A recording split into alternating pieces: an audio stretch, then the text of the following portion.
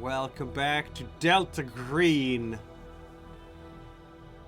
where characters lose their sanity and their bodies slowly but surely in horrid ways that are indescribable. At least I try to describe them, but yeah. They took my brain and put it back. Yeah, they did.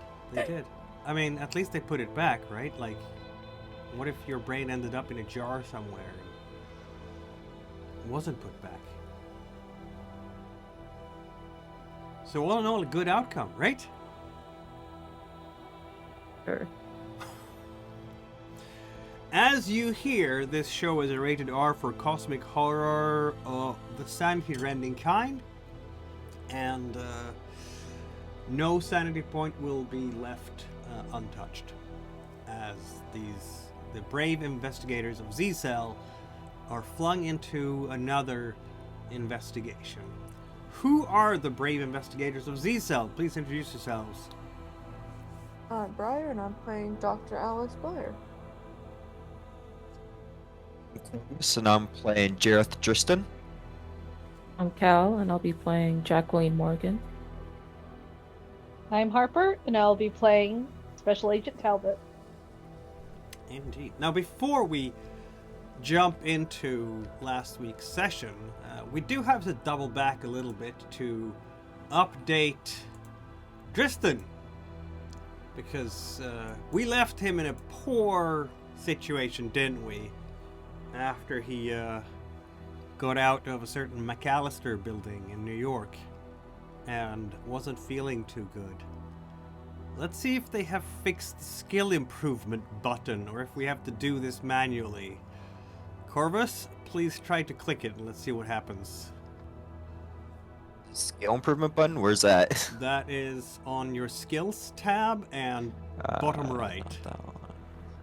This is apply skill improvements. And hopefully it works so that your skills actually do improve. It used to be automatic, and I'm sure it will be again one fine day. Apply. Yeah. Apparently not. Yikes. Alright, then we'll just do this the old-fashioned way. Roll a d4 for your history. Let's see how that goes. Lovely. Okay.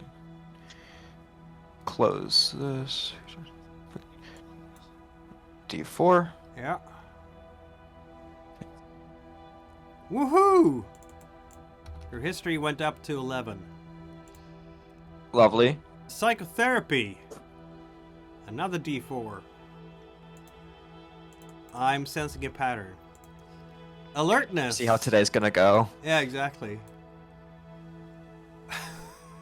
Please, for the love of God. I mean, if you get the bad luck out of the way now, maybe you'll roll better. Yeah. How about human? Let's see about that one. Wow! Slightly It's an better. improvement! Oh. And See what I search. tell ya? Okay, that was decidedly below average. Just decidedly below average. Alright, we have already introduced your OCD, right? So you have both a sleep disorder and OCD. This is great. You're going to be fine, right? No, actually, you don't have the sleep disorder anymore, I don't think. I don't? No, you don't. I don't think you do, because you showed people the sign, didn't you? Yeah, I think we all saw it. Yeah. I believe so. It was on the table, and then people looked at it as well. Exactly. But Right, we're not in gonna a dream. reset your breaking point for your new sanity. You've been cured, Tristan! So, please help. Well, That's what therapy's for, buddy. exactly. Speaking of which, how is Tristan spending the, say, 2-ish months that he is away from the field? Well, not away from the field, just away from the the Delta Green field, are we going to therapy? Yes, mainly therapy and talking to family, because they help with mental state, right? Just talking to family as well as talking to an actual doctor, you know? Or you'll have to choose here, you see. We're not going to be that easy. Therapy. Therapy. Yeah, okay, therapy. There we go. Are we going to Blair for the therapy? Because, you know, technically, she Can't speak is of a any of this. therapist. Yeah. She's a And better you therapist. don't have to too. lie when you talk to Blair. Yeah, just to And- make it easy. And Okay. your her therapy score is above 50. So you have a better chance of Yep. succeeding. Don't jinx this. Lovely. Yes, going to the actual doctor who will understand me, Yeah. or to understand everything. Yeah, so let's have Blair roll a psychotherapy check. It's already been rolled. Oh, it has. You failed. Well, that's sad. All right. If the roll fails, your agent gains 1 sanity. Okay, so you gained 1 sanity. That's what you got. 1 sanity. It's better than none. It's better than losing, so... It is better than losing. And I probably would have rolled the 1 on the 4 anyway.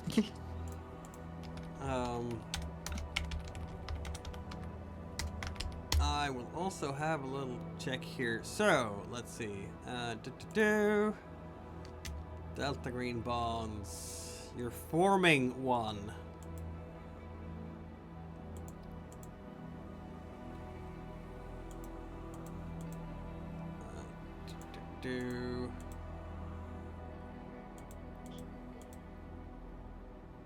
Where did it go? There we go. Special bond. Each time someone in your agent's Delta Green team undergoes a catastrophic trauma, there is a chance your agent develops or deepens bonds with their teammates. A member of the group suffers a temporary insanity, gains a new disorder. That is what happened to Tristan, right? You gain the new disorder together with everybody else. So Right. I would like you to roll a sanity test.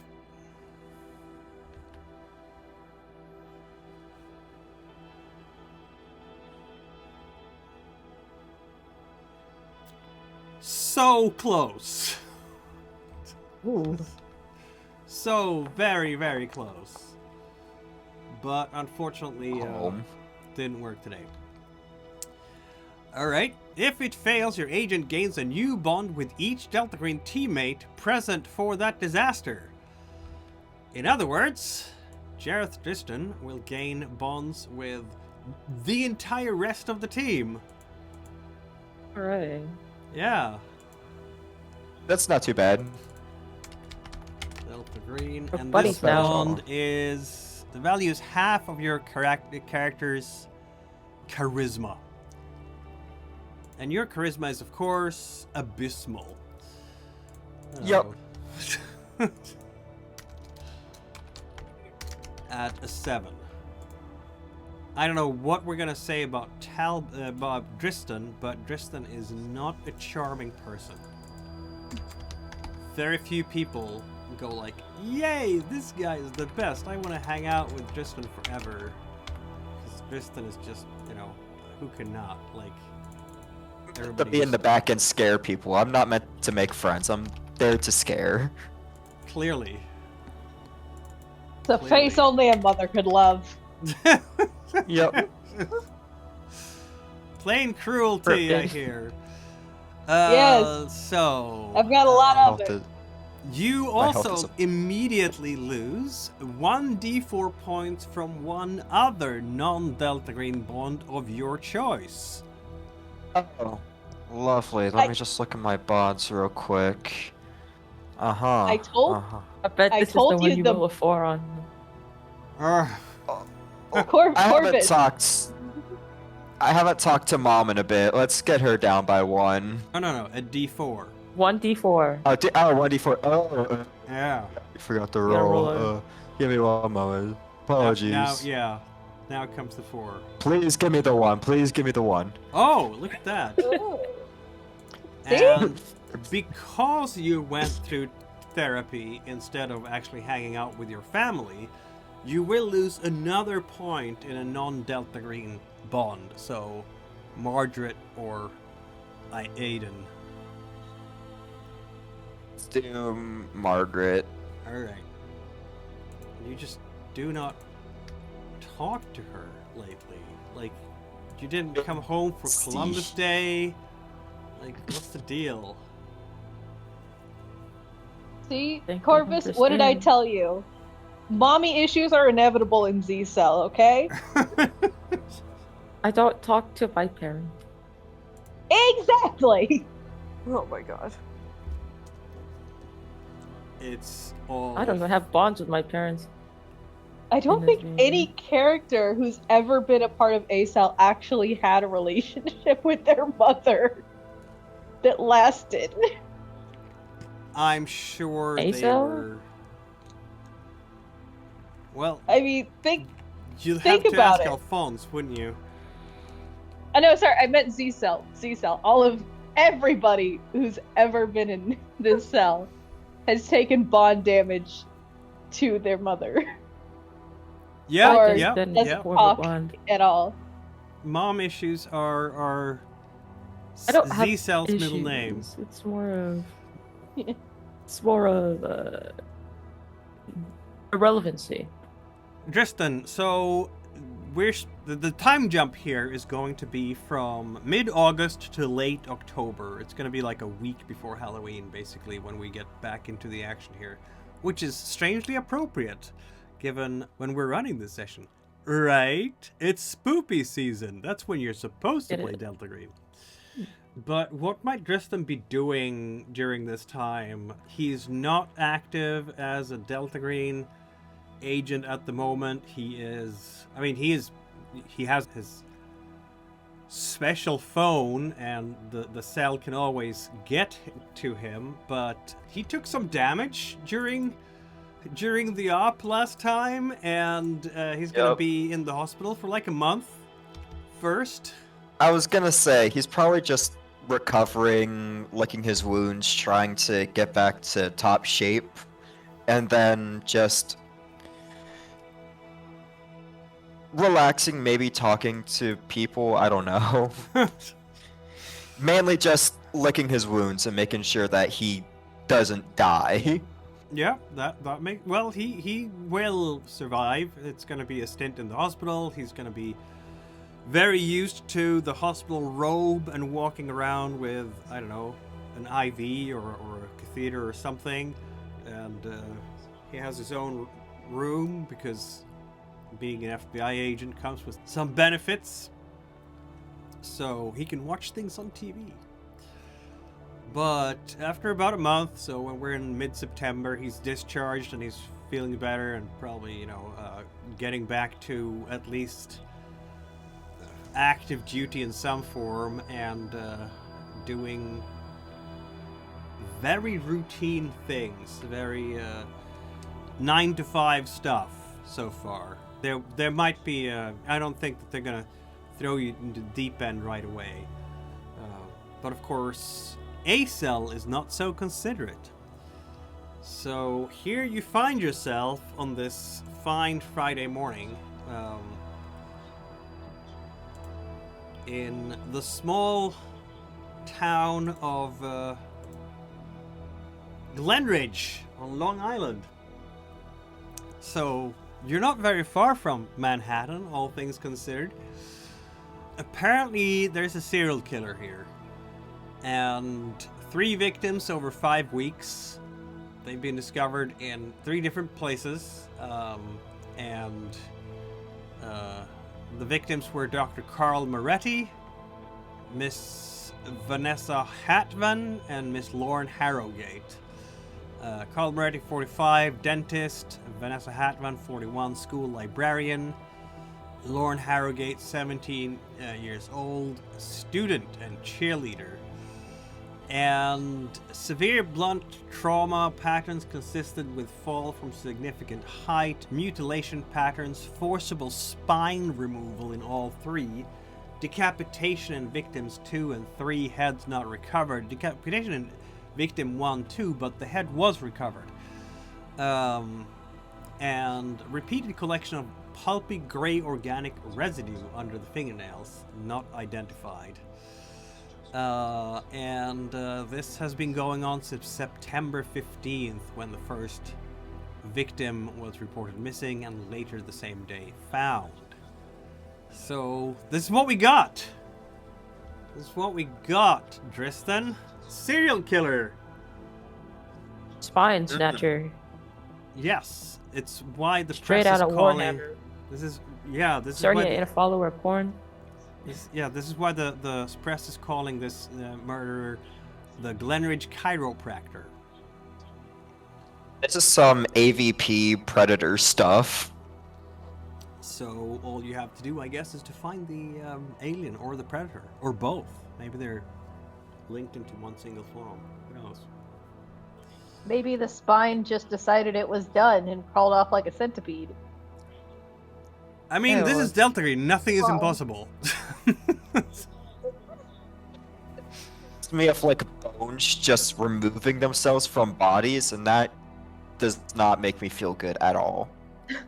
It's not supposed to. Detective Gregson is Glen Ridge PD's liaison with you guys. I mean, they are not... They've never heard of such a thing as a serial killer on Long Island, because the Long Island serial killer is not going to be starting to be active, as far as people know, until the early 2000s. There's a Netflix documentary about that guy, and this was not his modus operandi. But at this point, Long Island has no idea about serial killers. No such thing around here. And Gregson is honestly a bit out of her depth. She is rattled. She is guiding you around. There's this set jaw in her face, just this determination. We need to get this solved. The first thing you want to do after getting the briefing was to go to the crime scenes. So we did the first crime scene. It's a culvert. The body was found in the culvert. And very disturbingly, you noticed, or Blair noticed in fact, that there was no tree or telephone pole or anything else above this culvert from which the body could have been dropped from a height. And Gregson also did tell you that none of these bodies were bound to... So the two other bodies, Hatvan and Harrogate, there were no signs of a perpetrator having tied them up to the tree or the electrical tower. She has no idea of how the bodies got up there. But, I mean, maybe there's some traces of ladders or other type of mechanisms for getting up there that I have missed. She's going to say, and just look stressed, basically.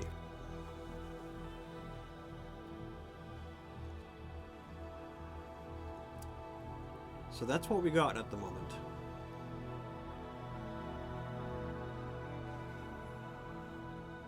Are there any, like, footprints or anything around here? I mean, yes, and possibly no.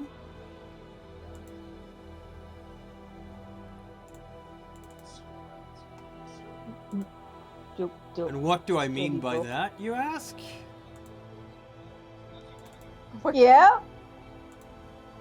Yeah, what do you mean? What do you mean? What do I mean by that? I just mean Yeah. that the local... They retrieved the body already. You have the crime scene photos. The body that was retrieved from here on September the 15th. So it's like a month and a bit since it was retrieved, right? It's still, you still have the cordoning off of the crime scene. But Unfortunately, it seems to you like all the traces, at least to Blair. I think Blair and Morrigan will be united in your conclusion that if there were any footprints from a perpetrator around here, they will long since have disappeared.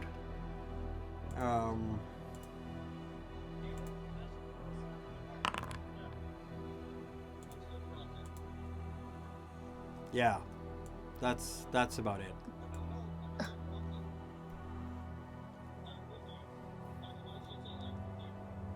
So, did anyone report seeing anything strange in the area? I think when Talbot is searching for things here, you manage to take a bad step close to the culvert and fall down and sprain your foot a bit. Ah! It's like a Ow. 2-meter drop. If I look at the photos, does it look like there's holes in the hands or feet, like they're crucified to those places? Because they weren't tied or bound, but Yeah, they had to get up there nails- somehow, and they had to stick up there somehow. Yeah, looking at the photos, it is pretty gruesome to look at the photos, I'm not gonna lie. It is an absolute horror show, which of course we love, because that means we can look into our sanity checks, can't we? In this case, it's more just seeing a very mutilated corpse, really. So why don't you roll a sanity check, Tristan? Lovely. I mean, sooner or later you gotta get adapted to violence, don't you? Yep. And today is apparently that day. Why don't we see how... I'm a nice and benevolent handler, and I'm only gonna steal 1 point from you.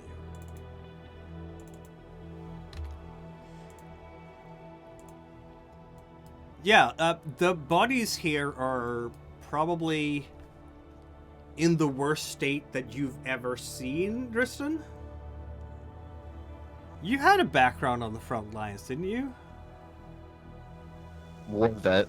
Yeah, okay, this is... Maybe it would be... The closer you could get, probably, is... people who had been blown up by heavy artillery. Not even a grenade would make bodies this messy. Is there anything particular about the hands, like a hole in the middle or like at the feet, holes in them, or is it just too gobbled up to make sense of them?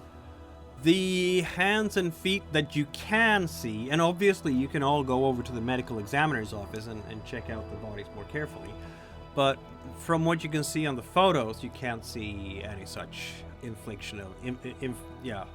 inflicted trauma on the bodies.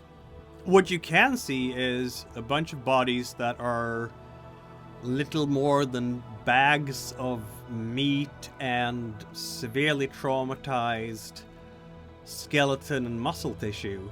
Again, they don't have heads, they don't have spines, so there's very little to keep these bodies together anymore. It's basically the sinews and the muscle tissue. Some of the bones might be whole, but most of them will have fractures probably, at least according to the medical examiner, because of the wounds sustained that are consistent with a fall from an elevated position. So you can Understood. expect a hip fracture, you can expect, like, you know, all the major bones,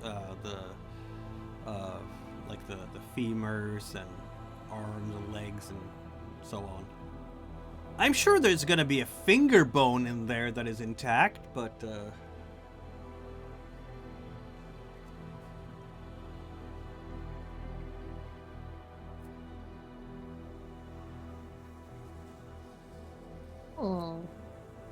Dr. Santorini did mention that his first guess was an animal attack of some kind, but Gregson has already dismissed that because there are no large predators on Long Island. And no animal that would fit the size required here have been reported missing or running away.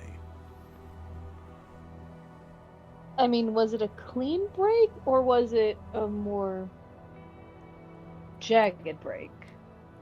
You mean the whole spine removal thing? I mean the broken bones. The broken bones? No, it's gonna be a jagged break, yeah. Could it be possible that whatever did this is what the bees were trying to make by experimenting on us with all that proto matter? Could it be that Just under this, the nails. whatever?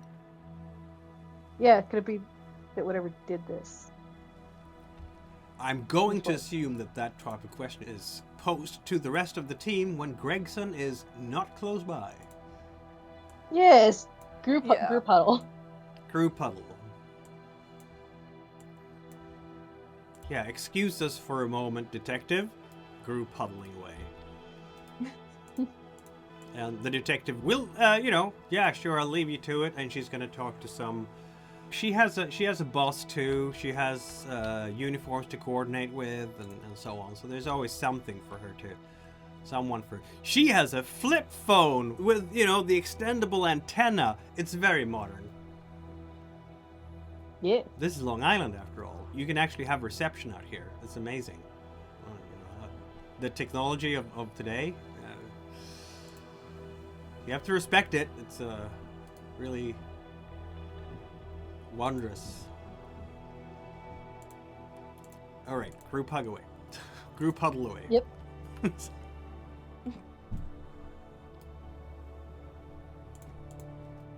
But how are we gonna get the permission to test this proto matter with an unknown, to Santorini, unknown substance? And then how are we going to explain the results when they come back? Take samples, send them to our bosses, and have them test it. Say we have to send it to a more sophisticated lab for further screening. I have no idea. Well, I mean, I don't think A-Cell's going to do the testing for us. We have the reactant with us. We need to explain why we're using this mystery reactant on the mystery goo.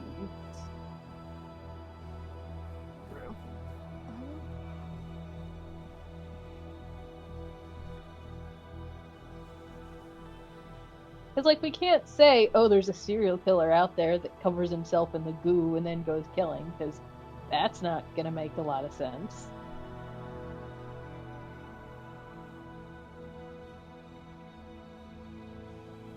I honestly have no clue.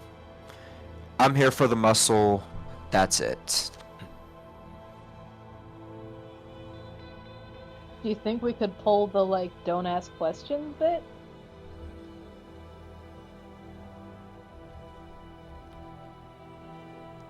More than likely. If we have higher clearance than them, then it should be possible. Might raise a few alarms and mistrust in us, but it's better than letting them know and trying to come up with an excuse. And we have to act fast because we can't risk another victim dying on our watch. Again. Yeah.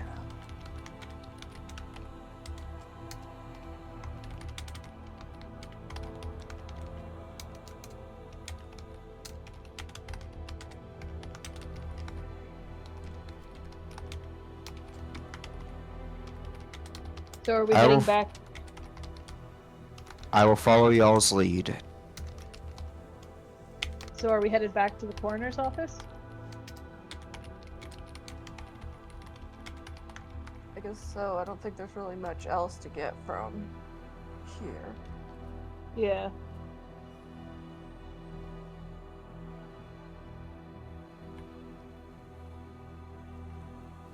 All right, we're going to a coroner's office. With our little spray bottle of reactant. Haha. Gregson is going to leave you to it. You don't need me babysitting you to all the places, right? here's my card. Call me anytime. I'm gonna try to do some digging on my own, of course. I know this is now an official FBI case because we are too stripped of resources, but wherever you want me to go, whatever you want me to dig up, I'm your gal. Thanks for the offer. Anything particularly you had in mind right now for me to do? Not that I could think of. Anybody else have an idea? Just keep looking around. If you see anything interesting or out of the ordinary, let us know. Or if you see anything that raises questions, let us know. Of course. I'm curious about this whole high school connection you mentioned about the chemistry teacher. I could have a word with the chem teacher. Don't know if Moretti had any connection with the high school yet. That's the missing link here, but it's possible. I can go over and check the files again if you want me to. Thank you. Moretti was a popular, I guess, dentist of the community. Probably treated some of the kids in the high school or some of the teachers. Possibly even the librarian. I don't know. It's not too far between them is what I'm saying, so it makes sense. But why would someone want to kill him like this? And what is the murderer's connection to the high school? Gregson is at this point starting to kind of just think out loud for herself. Like, going after the librarian and a cheerleader. And this viciousness, I don't know, you are the experts, but it seems to me like it's a lot of rage in there, maybe? Like, a lot of rage, isn't there? I'm trying to read up on serial killers as fast as I can. So someone really hated these people? In this community? People are just sick, twisted bastards who want to do nothing more than rip life from other people, whether they be old or young. Might be bitter that they didn't get into the high school and they're taking it out on teachers and students, or some other reason. They just want to snuff life and cause as much damage to the community as possible. There's really no telling. Those are actually two decent working theories, Agent Tristan. So, a high school reject or someone who just wants to harm the community and who just has it out for us in general. And a high school is a soft target, isn't it? It's a vulnerable place. It's where we have our kids. It's not elementary, but it's still a more, shall we say, soft target than I don't know, City Hall would be, I guess. Town Hall. Yeah, you've given me a lot to think about. Thank you, Agent Justin. Good luck, and let's hope we get this son of a bitch soon. Yeah. Alright, so she will exit stage left. And you guys will go to a morgue, apparently. That's what I'm hearing. To have a chat with Yes. Dr. Santorini. Yeah.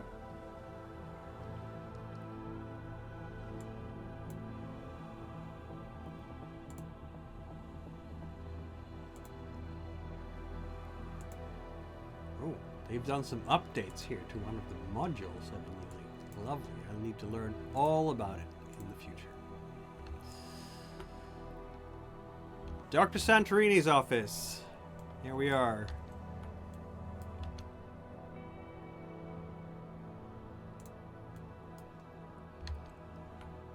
Yeah, you are in the morgue. Dr. Santorini is there. Of course, he does have a white coat for lab work.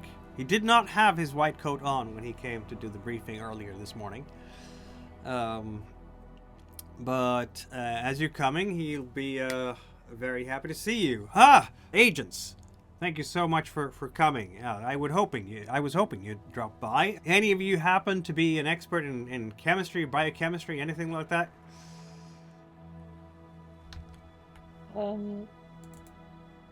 I mean, like, for the purposes of explosion? Other than that, oh, not really. That wasn't quite what I had in mind. No. Didn't think so. No.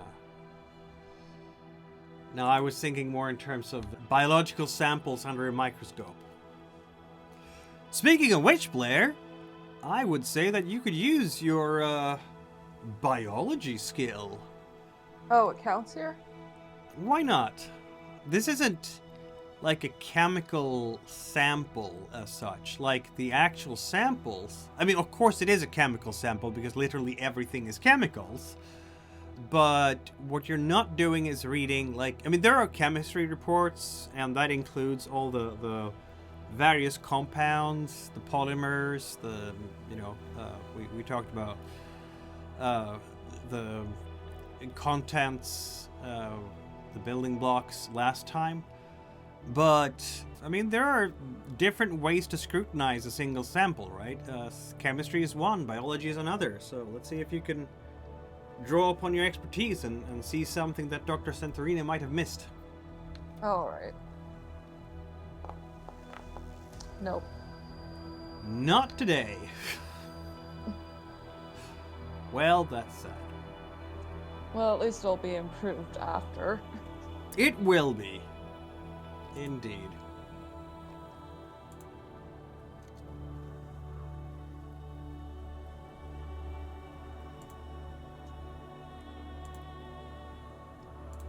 Well, the sample. Let me tell you more about it then, I guess. Since, that's why you're here.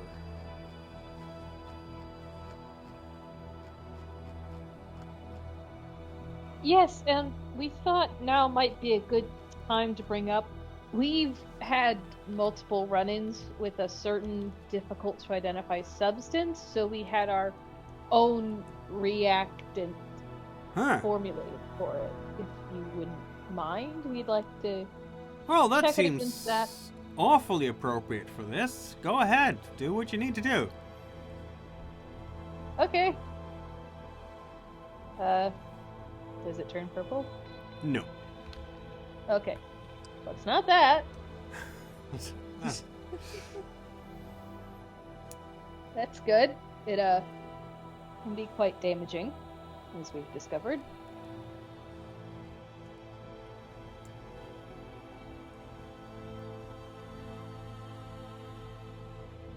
Any other theories? I'm gonna give you something anyway, Blair. I know you failed the roll, but just what you can see through the microscope as you're looking at it. Unfortunately, because you failed your roll, I am not gonna give you a conclusion as to what this might actually be. But you have a whisper there.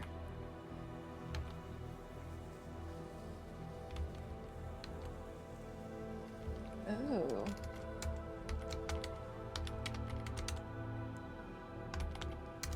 Okay.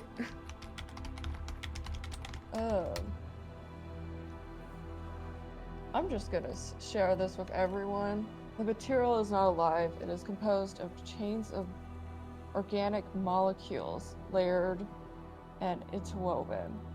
Microscopic examination of the mesh reveals that the surrounding of the openings in the screen of the polymer chains are...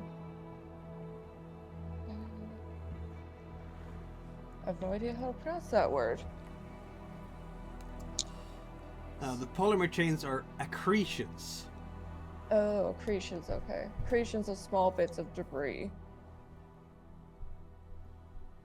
I have no idea what most of that means. And we have that in layman's terms. That means in layman. Well, I guess that's why the failure of the biology is the thing here. But a mesh, you know what a mesh is? And surrounding openings in this mesh, there is some kind of accumulation. Accretions is an accumulation, basically, of small bits of debris. What's this And a sample of? the debris has been identified by Dr. Santorini as fluorine, with traces of chlorine and ammonia. All highly reactive elements. Why is it eating the highly reactive elements? Oh no. Well, Santorini just... I'm stumped. Never seen anything like this. I have no idea what's going on with this. I mean, usually you know why we check under the nails of murder victims, right? Yep. Yep. So, I was hoping that we would get some skin samples from the perpetrator. Not whatever this is. I could even have explained it if there was something like a plastic, or a rubber glove or something. Like the victim is trying to fight off whoever is attacking them and get some blue rubber glove under the nails. That would be easy to explain. What this is, I have no idea. This does though make it more likely that it could be from the chemistry teacher, as there are several relatively benign experiments on polymers you can do. For example, you can make nylon pretty easily. You can make polyethylene. And if I'm remembering correctly, polyethylene might, with some added debris, look gray. So... I guess so. Chemistry teacher? How much chemistry does Talbot have? Nothing! Fuck, I forgot, I'm sorry. Talbot will have to do some homework I and learn the new chemistry. Yes. Learn science chemistry just to explain the players' knowledge about this. I got so lost in trying to remember my chem lab that I forgot Talbot doesn't know shit.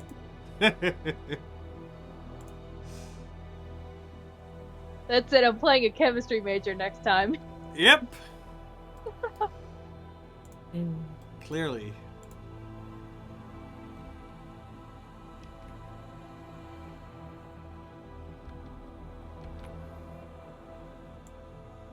So yeah, it's an ooey gooey that's gray.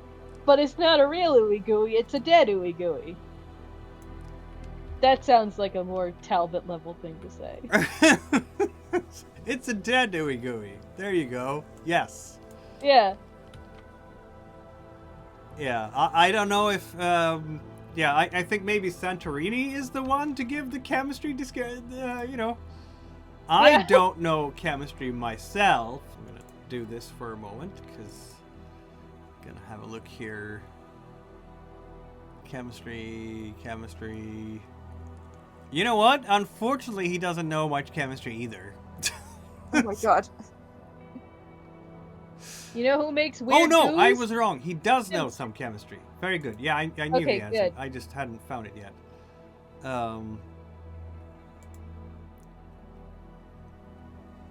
I'm just saying, a lot of early labs are just making different kinds of goo. So That's fair. Yeah. I think Dr. Santorini will be the one to fill you in on the whole goo part. Like, it's basically a bunch of weird goo.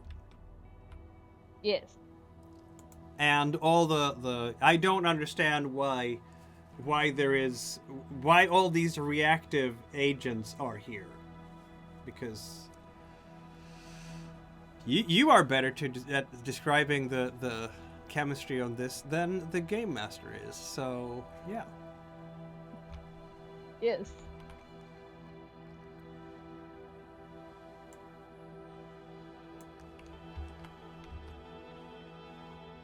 Quite odd. But that's what we have right now. Strange polymer mesh and around the holes in the polymer mesh are highly reactive substances. In fact, I can add this to your evidence bag. Let's see now. Yeah. I just imagine it like a little trick or treat Halloween pumpkin. Yes. And he just drops the goo into.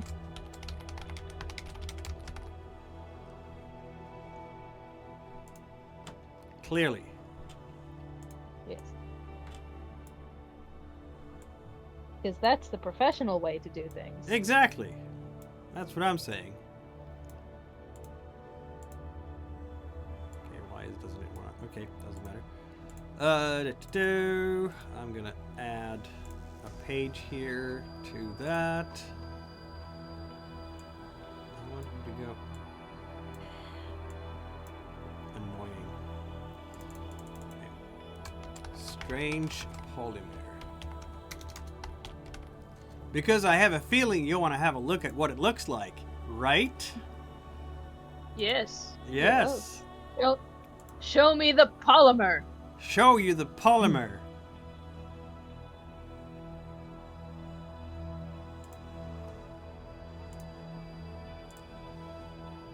The polymer.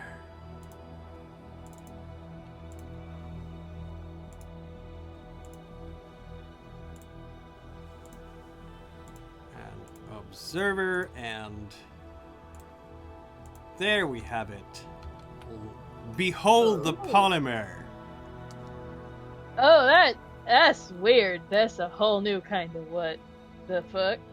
Yeah, those little deposits there, the debris, that's the fluorine stuff. Fluorine, chlorine, ammonia.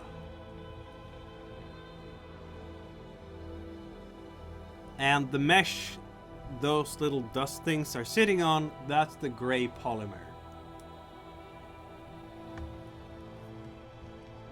And now everything makes a lot more sense for Harper, doesn't it? No, that's only much more confusing. Okay. It's chains of organic molecules layered and interwoven, as you can see. Yes, I see that. Yeah. Yeah, that's it. I'm just, yeah. Okay, yeah.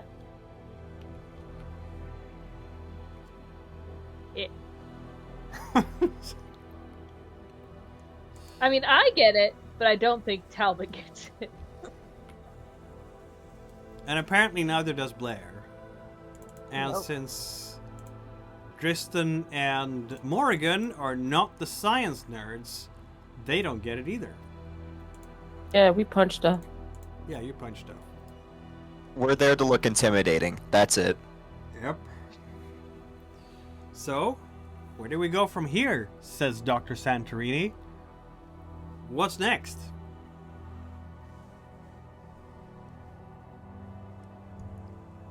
Maybe we should visit the high school. Yeah. If there's any weird My shit thought. we could find there.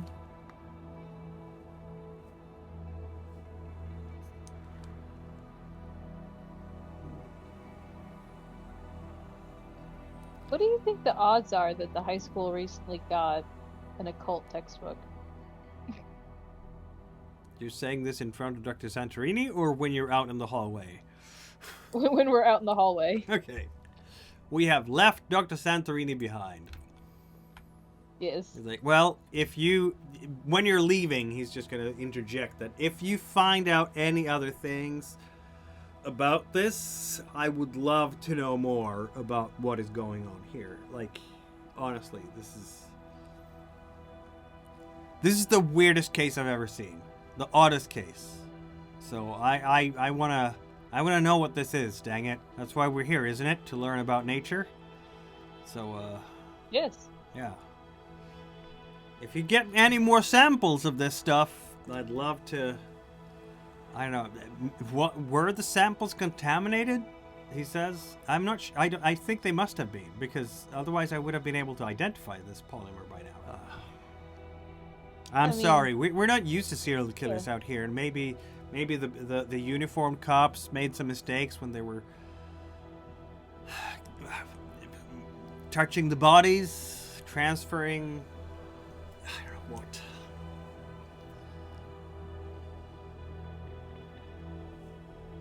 Well, I don't think the chlorine and fluorine were accidental contaminants. You'd remember sticking chlorine and fluorine on something.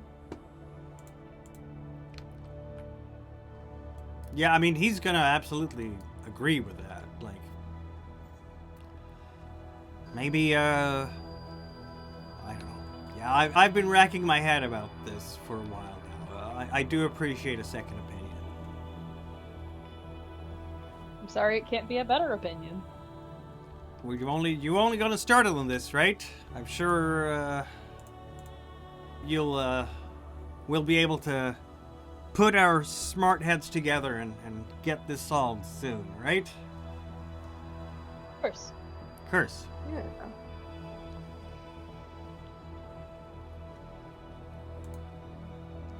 So, Glen Ridge High School, huh? Mm-hmm. Yep. For some reason, you want to go there. The most innocent place, right? Just An upset it's- place that has murder victims. Yep. Yeah. It's not like it's where the two latest people to get their spines removed spend most of their time. this is actually true. Yes. If you want to have a serious, chiropractor treatment, you can't go wrong with Glen Ridge High School. That's going to be their new. When your back feels a little too stiff in the mornings. Go to Glen Ridge High School. You just need to let that boy wiggle for a bit and then put it back in. Exactly. My God. Oh god. Oh.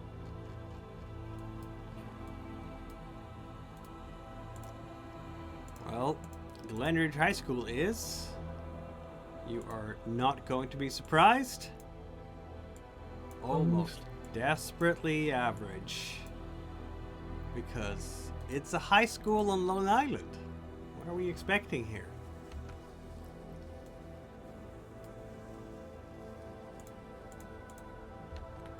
Wait, that place has got pillars. That's fancy. It is very fancy. Yep, they put all their budget into. It's not pillars, by the way. Those are columns. Pillars are squared. Columns are round. Very important. Well, they hold up a something, and they're not necessary, so it's fancy. Yes, it is. That it is. Absolutely. So, what can Glen Ridge High School do for you? How are we entering Glen Ridge High School? Bash the door down! Guns drawn! Badges out! FBI, everybody freeze! Only no. No, we just walk through the front door Yeah. like a normal person. Yeah, it's For later. mid-morning now, so let's see how lucky you are. Yeah, everybody roll a luck check. Or one of you roll a luck check, not everybody. We can just pretend we're dropping off Dristan from a doctor's appointment. I'll kill you. Go ahead and try, bucko. I'm already dead inside. By the way, Blair, you should roll a first aid check for Talbot's sprained ankle. Oh, yeah.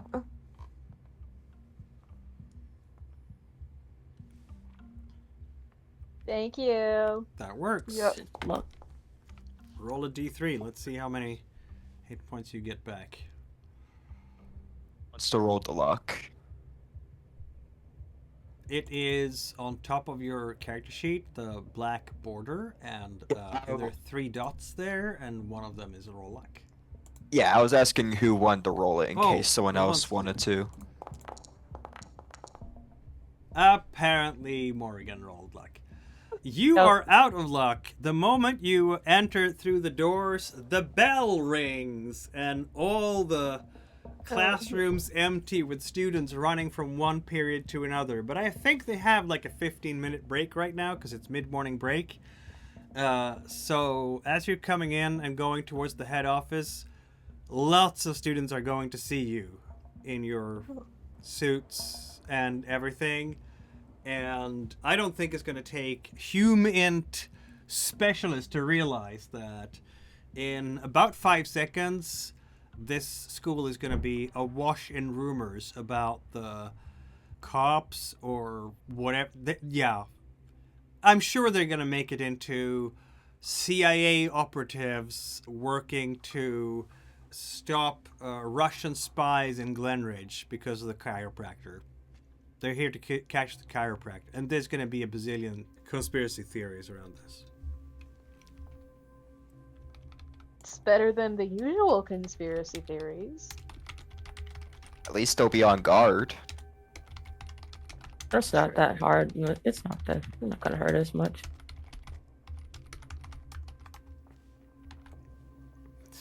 But yeah, by the office, of course, there will be a nice person with not a blazer, but definitely a shirt and a tie. This gentleman is in his late 50s, has a waistline accordingly. You can see him on 4th of July in shorts and a t-shirt saying beer built this body.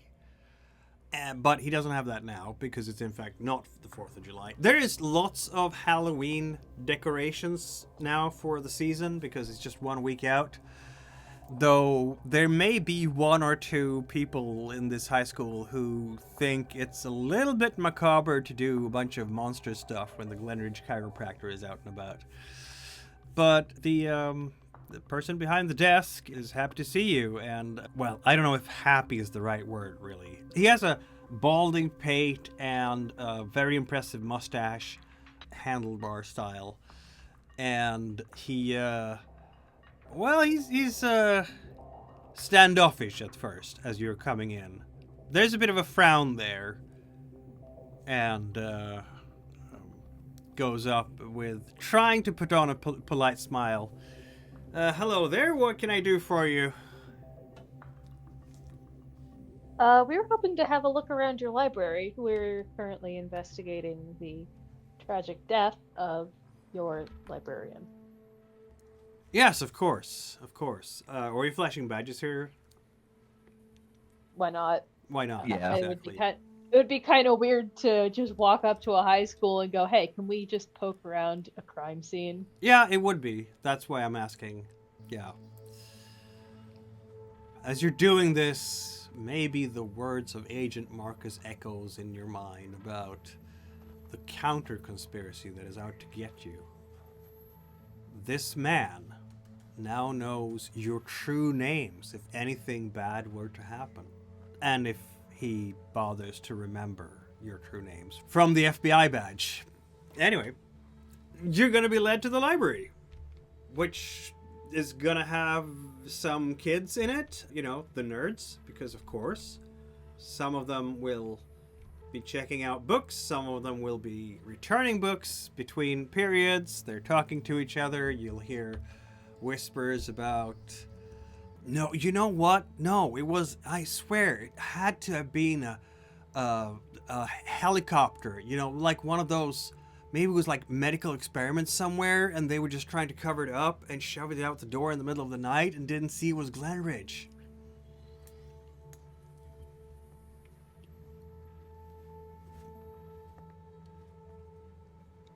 When did you see a helicopter? And then the kid immediately shows up the moment you get in.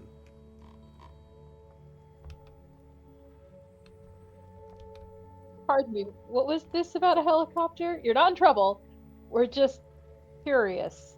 Because That would match up with some things we've found. Yeah, there's gonna be like a really big, really thick glasses on this obvious nerd with a terrible case of acne and a very big nose, holding books very tightly. Nothing, ma'am. I just they found Lauren up on like an electrical tower, so that's a way to get there. And he's just looking at his friends. They'd all been together in a small group, like three people, three guys, very nerdy. They've been talking to each other in very excited voices about what it could be, and now there is someone very official looking lady here looking at the three of them, asking questions about this, and they are, again, doesn't take a human expert to see that they really would like to be anywhere else. Look, Until if one you're of them not pipes up. Ma'am, who are you? Are you supposed to be in this school? Huh? Yes. This Yes, is the... we are. And I'm actually really curious in this whole helicopter thing. We hadn't thought of that. And it would be nice to hear some new opinions that aren't from other people without imaginations. Imagine being in grade 9 of Glen Ridge High School when this happens, and the very first thing that happens in the term is a serial killer. Who wouldn't Oh my god. be dragged into the excitement, right? So this kid is, yeah, that's exactly it. See, how do you get up there and get the body there, right?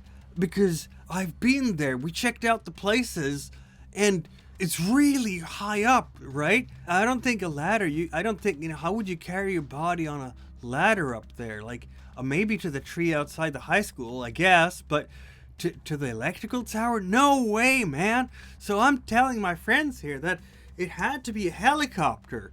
Had to be. And I think maybe there's like a big corporation covering everything up, you know? Like they're doing medical experiments on a secret base offshore, and something went wrong, and they fell down twice. He hears, when he's saying those words out to an actual FBI agent, he's starting to hear how far-fetched that is. Yeah, and I think what's weird is that Talbot's actually considering it. Like, write that down, write that Anything can down. happen at this point. Yeah. Yeah. We're the crew that gets sent in when the regular explanation doesn't cut it. I will spin the helicopter story until the day I die. Yeah, did anyone, like, see a helicopter or a small plane fly by? No, I'm not saying it isn't true, but I if didn't. you hear... Because yeah, it was if you late at hear night. We were all asleep, I think, right? Yeah. Well, I mean, if you or any of your classmates heard something, don't be afraid to reach out. You're not in trouble. We're willing to take any explanation we can get. Talbot, roll a luck check. Yeah? Okay. Yeah, Who is that for? the kids will stand there in awe and like, oh, do you have like a card or something? Yeah, of course. Just hand them out that say, like, full name, demolitions expert, or whatever. Number. All that. Yep.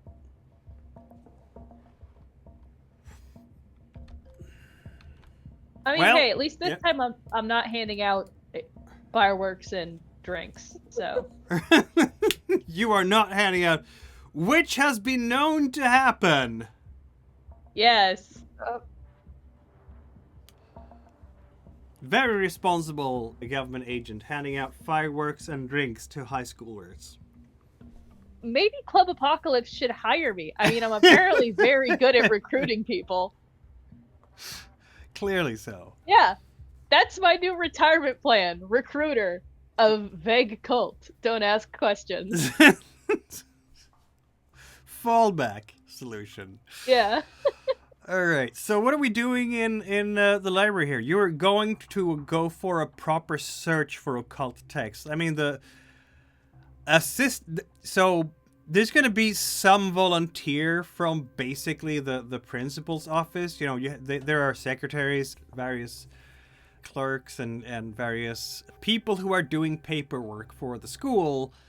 And someone just has to double up to keep the library floating for now.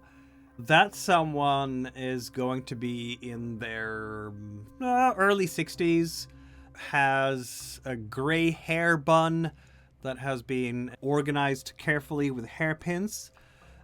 She's wearing a proper sweater, a nice shirt, a proper gray skirt, and, these black low-heeled shoes. And she's all of 5 foot tall, but has the authority of someone who is 20 foot tall as far as the students are concerned. And keeps reading glasses available. They're like on a chain, so she can just easily put them on her nose when needed. And she will look up on you and say, yes, how can I help you? We're here to have a look around the librarian's office. Of We're course. here. Poor Miss Hatman. Poor Miss Hatman. Yeah, you can see how shocked this lady is. Like, she probably cried this morning, but she has applied makeup to cover up the fact. Like, this is a community still in shock, clearly. And Miss Harrogate on top of that. She was a good student. I don't know why anyone would have it out for Lauren like that. I mean, sure, the kids always get in trouble with each other. There's bullying. Kids will be kids, right? Hard to avoid. But this is not Manhattan. We're not expecting things like that out here. She just shakes it. People come out here to have a nice, quiet, stable family life, you know? That's why people live here. Yeah. Now it's been shattered. Anyway, she's gonna bring out a very big keychain. Like, she has all the keys on her ring of keys. And she will open up the office to the librarian. And of course, you have access to whatever's going on with she has her own personal computer to check in and check out students' book loans. Which apparently Miss Hatvan was doing manually. No barcodes to scan here. They haven't gotten quite that far yet. So it always took a while. But she had her entries and her cards and everything. And a stamp where she could put down the date properly. Is there anything occult in the office? Well, why don't we do a proper search, shall we? Let's have a look. I'm real good at that. Look, if I've learned anything from Fenton, it's that the number of books proportionally correlates to the number of occult artifacts in a room. Obviously. So this place has got to be chock full of it. Clearly, Yeah, yes. if we don't find it, it's just because we ain't looking hard enough. Yeah, Yep. we've That got to has find to that be the cursed case. mirror shard somewhere.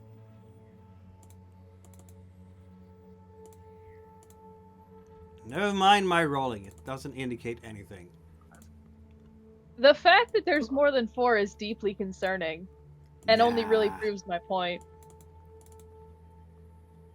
I don't know what The you... artifacts. The artifacts are Again, in the walls. another one.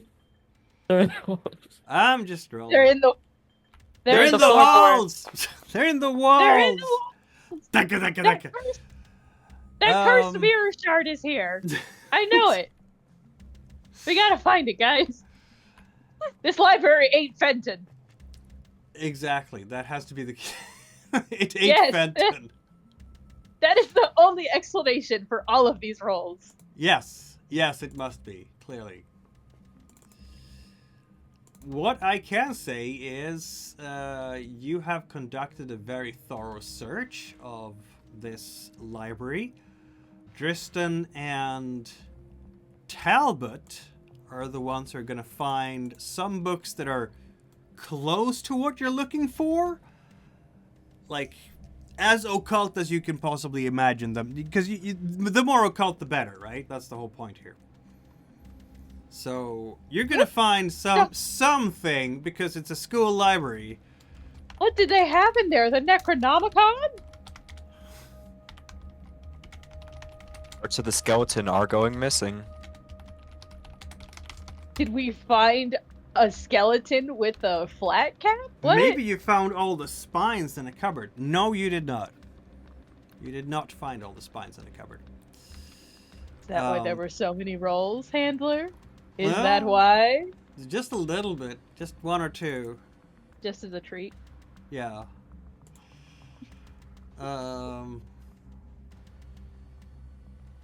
Interesting. How about that? Yes. For once, Talbot is not the expert on the occult in this group. Yippee! You will find books like Time Life, Mysteries of the Unknown, a multi-volume set dated to 1987 to 1991, which is basically a classic coffee table series that kids can browse. Carl Sagan's The Demon Haunted World from 1995. Eric von Daniken's Chariot of the Gods, ? It's one of these, what do you call it, crypto-archaeology type of books that argue that aliens built the pyramids and stuff like that. There is a book on the Mothman prophecies, which combines Mothman sightings with UFO sightings.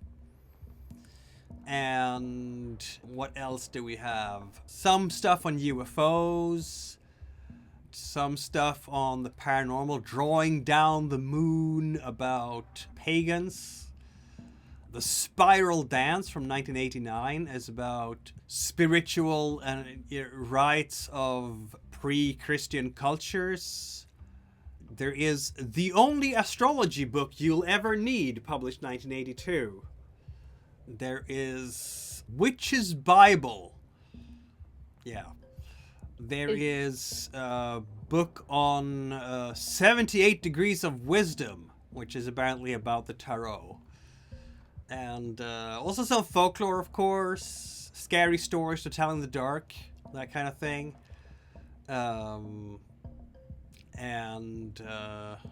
Yeah, that's about it. So... Is the Witch's Bible actually called a Witch's Bible? Or is there like an author listed? Or is this just like a book that exudes very bad energy just in with all the other books? No, it's called The Witch's Bible. It's by Janet and Stuart Farrar. Oh, okay. I assume none of these books are sticky? No, none of these. I mean, it's a high school. I can't guarantee nothing. Yep. No. No. I think my next condition should just be psychological damage every time I see a book. Any books describe anything that would do with dropping people or taking bones for ritualistic tendencies? Maybe Mothman? Mothman has never been connected to outright murder, but Mothman has been connected with flying. I don't think Mothman has Mothman been connected with murder. It has been Attempted murders. Yeah. UFOs though? I'm thinking UFOs. I'm thinking alien abduction. I'm thinking these guys are snatched Let's see now. and then tossed. So allegedly, the Mothman mystery is more like the Mothman doesn't kill people by itself, but when it turns up, bad things will happen. Horrible accidents like a bridge collapsing and things like that. So he's more like an omen than anything. Exactly. Are there any H.P. Lovecraft books here? Are there H.P. Lovecraft books in the Delta Green universe? Isn't that a good question? Yes. Probably there. not, actually, because that would be weird. Oh man. You mean to tell me there wasn't just some weird little guy from Massachusetts or not? Yeah, Massachusetts. New England, yeah. Who just lost his mind and wrote down the secrets of the universe, No, and no, nobody there believed wasn't. him. Nope. Aw, nope, man. No such luck. Aw. That'd be so funny though I- if like a Delta Green agent read that and went, "Wait, hold on a minute." Hold on. I would like to ask a dumb question. Go ahead. Would Drista know of any creatures or entities that would exhibit behaviors such as this? Taking people from high up, dropping them down, and taking parts of their bones and leaving behind matter such as that? I just rolled your unnatural secretly behind my screen, and all I can say is, no, you do not. Can I try? Okay, lovely.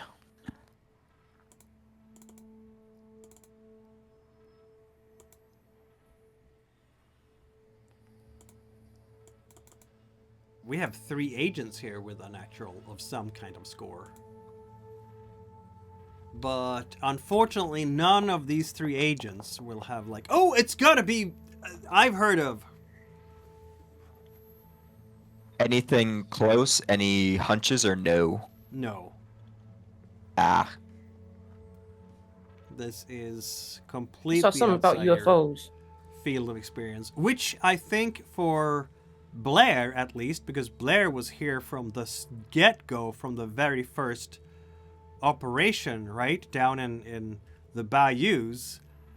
Like, you've seen so many weird things, so many horrors by now, and every time you get sent to a Delta Green op, it's always something you haven't experienced before. Really annoying, isn't it?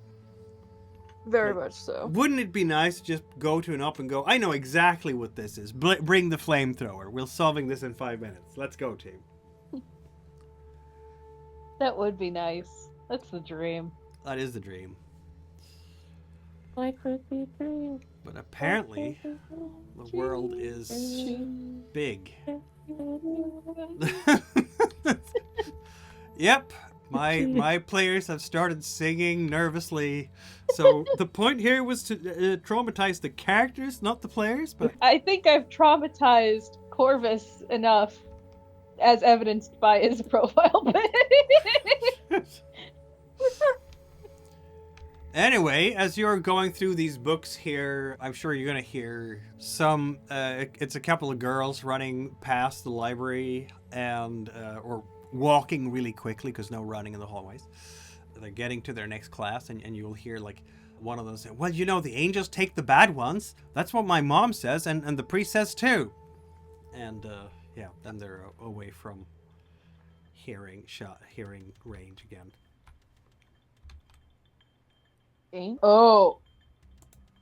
Out of character, has anyone seen that one show on Netflix? Maybe? Nope. I've What? seen a lot of shows on Netflix. Let me look it up. Doctor Who? No. Midnight Mass. Has anyone seen that? I have indeed.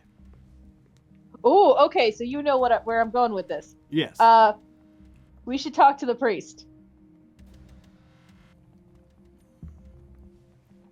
Which one? This is, you just heard some, what, if it's a priest, I guess that's going to be the Catholic priest, right? Because the other denominations have other words for their ceremonial leaders, reverends and so on. Yeah, because why is this priest bad-mouthing a dead girl? First of all, what does he know? It's always the cult leaders, I'm telling you.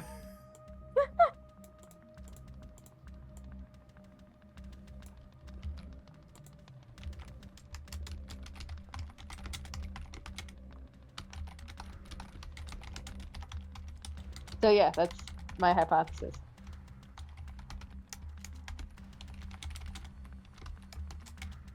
So to the priest we go, I guess. Yes. Oh I man. think the priest. I The think the priest. priest has. I think the priest has Mothman locked in his basement. Some splaining to do. Is that what we're talking about? Yes. Yep. He would have also known the victims, so there's also that. Possibly. Also suspicious he's bad mouthing a dead girl. You know. The one thing I'd like to bring up, we have not went to like the chemistry lab or like to the Oh. place where all those chemicals would be stored at the high school. Oh yeah, we should check that out. Yeah. Maybe before we go. Before we do the priest thing, yeah. Very well. Okay, we're going to the chemistry lab. Someone roll a luck check.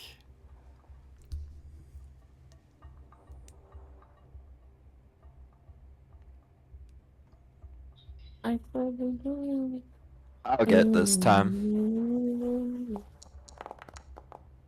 Well, you're in luck, aren't you? Which means that... Does it mean that the chemistry lab is currently occupied by a class so you can actually talk to the chemistry teacher? Or does it mean that it is not occupied at the moment because for some reason there is no chemistry class this period of the school week? Teachers have got to have a prep period. Indeed. So I guess that's where we're finding. We're going to find the chemistry teacher doing a prep period in the chemistry lab. And this chemistry teacher is late 40s. She has...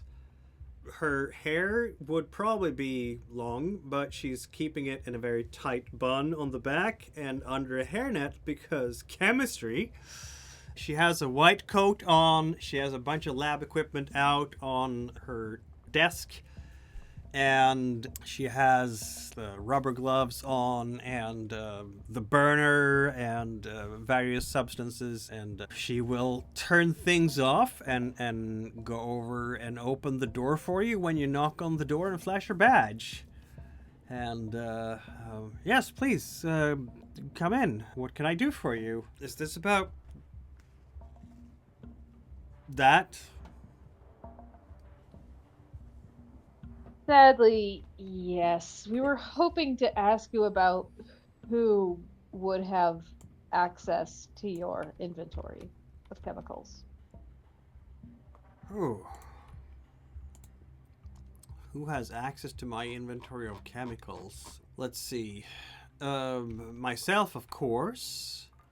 Mr. Dale, who is also doing some of the chemistry classes. We have the janitorial staff. Well, at least they have access to the classroom, though we do have locks for the dangerous chemicals and in a special cabinet. The headmaster, of course, the head office, they have the master key for everything. And that would really be it, I think. Yeah. Have you noticed any of your chemicals going missing, little bits here and there, without you using any of them? No, I can't say I have.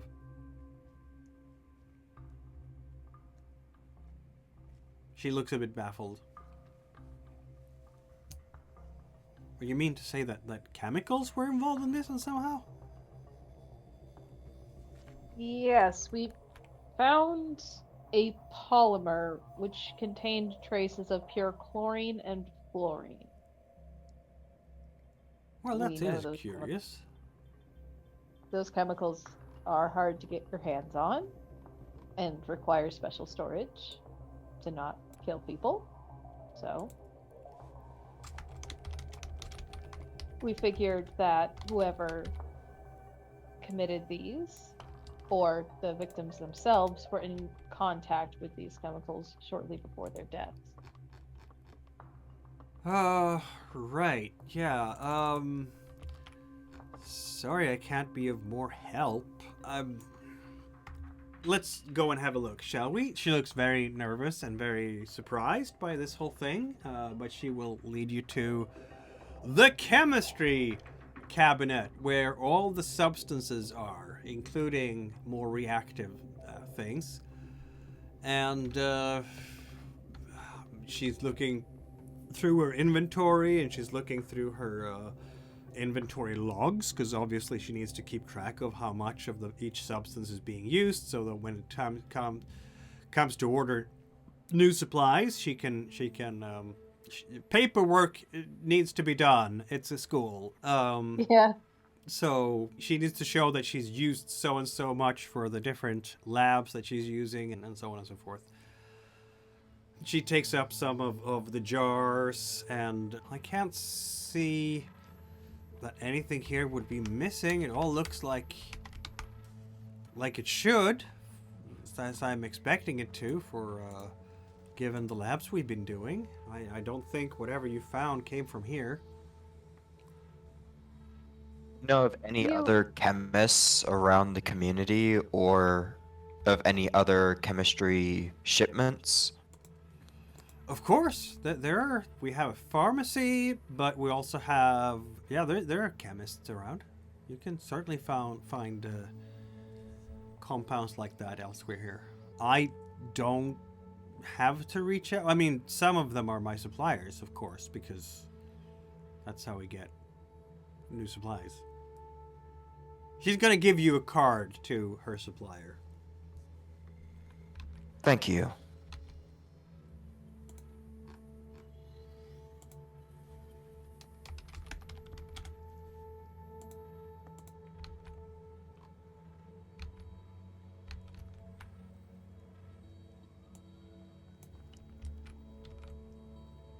So, I don't know if there's actually any pharmacological use for chlorine and fluorine. They're pretty vicious.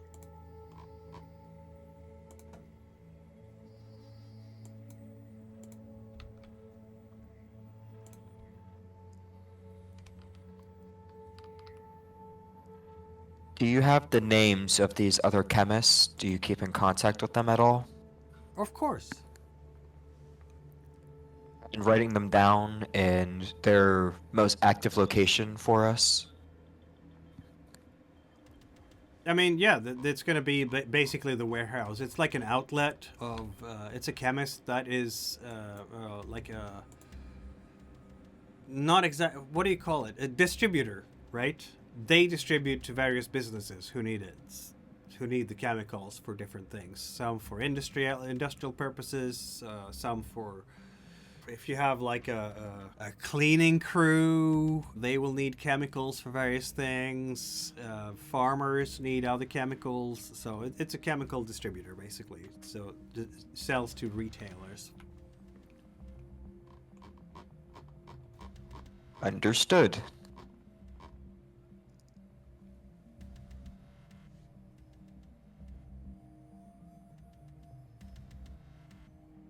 So whatever this, whoever or more likely, so if a person did this, they would have had to have access to both flying equipment and highly dangerous chemicals. And what I think is also important to note here is that chlorine, and I'm pretty sure also fluorine, are gases, meaning that they would have needed to be carried around in a container or a canister shortly before they were released and came into contact with the polymer.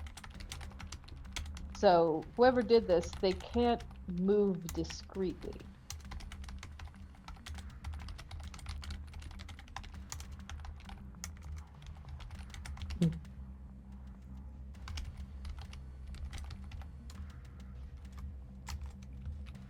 I mean, just even out of character, there are a lot of procedures when it comes to moving dangerous chemicals. Yep.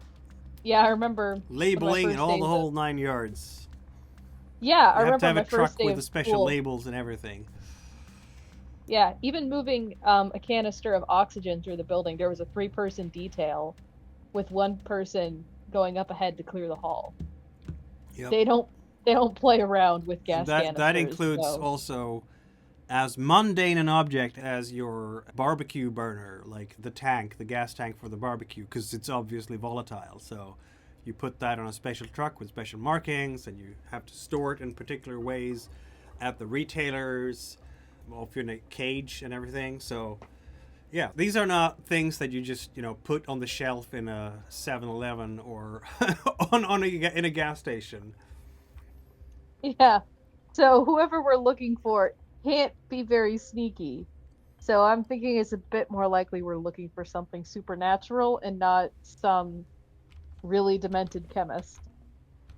Problem is, none of your characters have any chemistry, so you would not have a clue about how these particular substances would be used in civilian life. Yeah. I think Talbot would know that these are in that gases tend to be in canisters because, a bluey. Yeah, But kablooey. aside from that, it's like, where are those canisters going? I don't know. Not the slightest. Uh, You know have what you they look have like when they're blown apparently up, a though. chemist that you can pursue things back to, and that's about it. Yeah. Yeah. Congratulations. My curiosity here is sated. If we want to still visit the other one, we can. That priest has some splaining to do. Some splaining. Yes.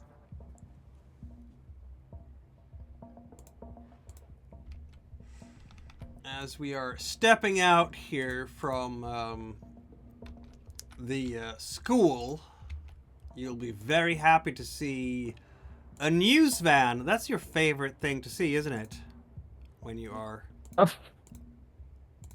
Flashbacks. on the hunt for clues.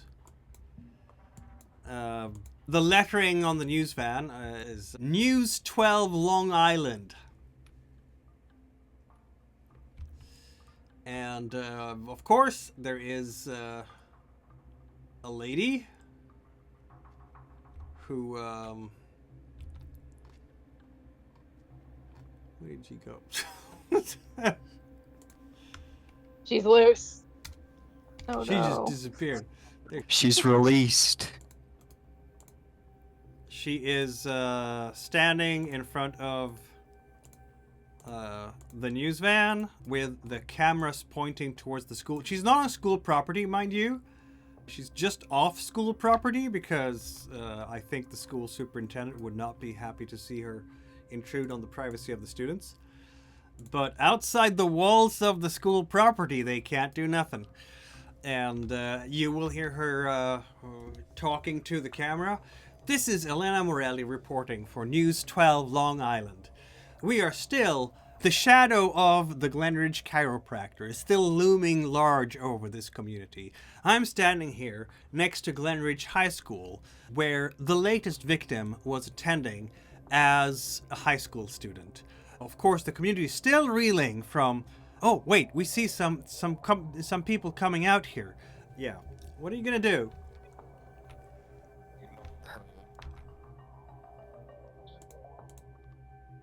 I guess just kind of acknowledge the camera and keep going. Like, I'm Okay. not trying to avoid them, but I also don't want to talk, so... Yeah, she's gonna come up to you guys with the camera and everything. Excuse me. Yes? I'm Miss Morelli from News 12 Long Island. It's a pleasure to meet you. Are you perhaps working on the serial killer case? We are, however, sadly, we can't talk about a lot of the details right now, but... What details Yeah. can you share? She's looking into the camera again and smiles broadly and then hands over the microphone right under your nose, Talbot. She'd have to lean down for that. I'm short. Yep. She will do whatever it takes. She's a dedicated reporter, this one. Yep. Sadly, the victims were found in not great condition, and everyone is really feeling that shock, and we're just trying to keep going and deliver that closure that everybody needs. and So, serve. can we confirm that this is, in fact, a serial killer we're dealing with here? I'd Confirm love, nor deny. I'd love to give you some reassurance one way or the other, but I'm afraid doing so and being wrong would have even graver consequences. Very well. So, do we have good hope for an end to this series of tragic events anytime soon? Again, I'd love to give you hope. I'd love to tell everybody it's going to be all right. However, people still need to be aware and vigilant.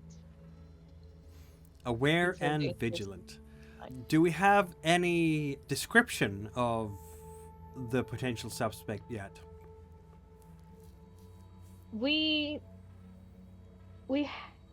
It's possible that the suspect may have transported large amounts of volatile gaseous chemicals, possibly during the night.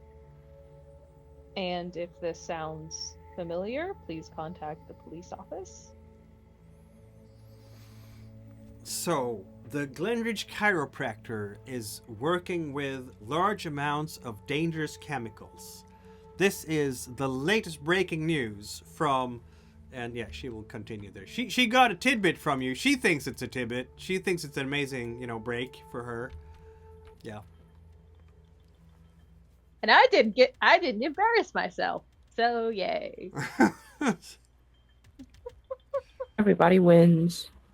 Yes. And besides, all that's gonna turn up is people who handled a lot of dangerous chemicals, which we're looking for anyway. Yeah. Yeah. Absolutely. That's how this is going to go. Yes. Yep. Someone else will do my job for me. Yes, clearly. Absolutely. No doubt about that. With our luck, it's not going to be anything close to that. Yeah. So, having completed this interview with Miss Morelli of News 12 Long Island, which has to be a desperately local station, yeah, it's one of those moments when the local TV stations get to report on something that isn't pumpkin carving competition or traffic disruptions or city hall meeting minutes. I'm sure Miss Morelli is a seasoned reporter around murders and is going to crack the case before you guys do.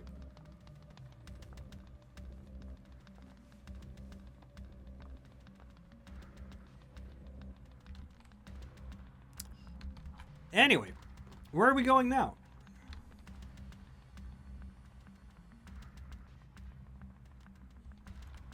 I think we said to the priest or something like that. Oh, to the priest.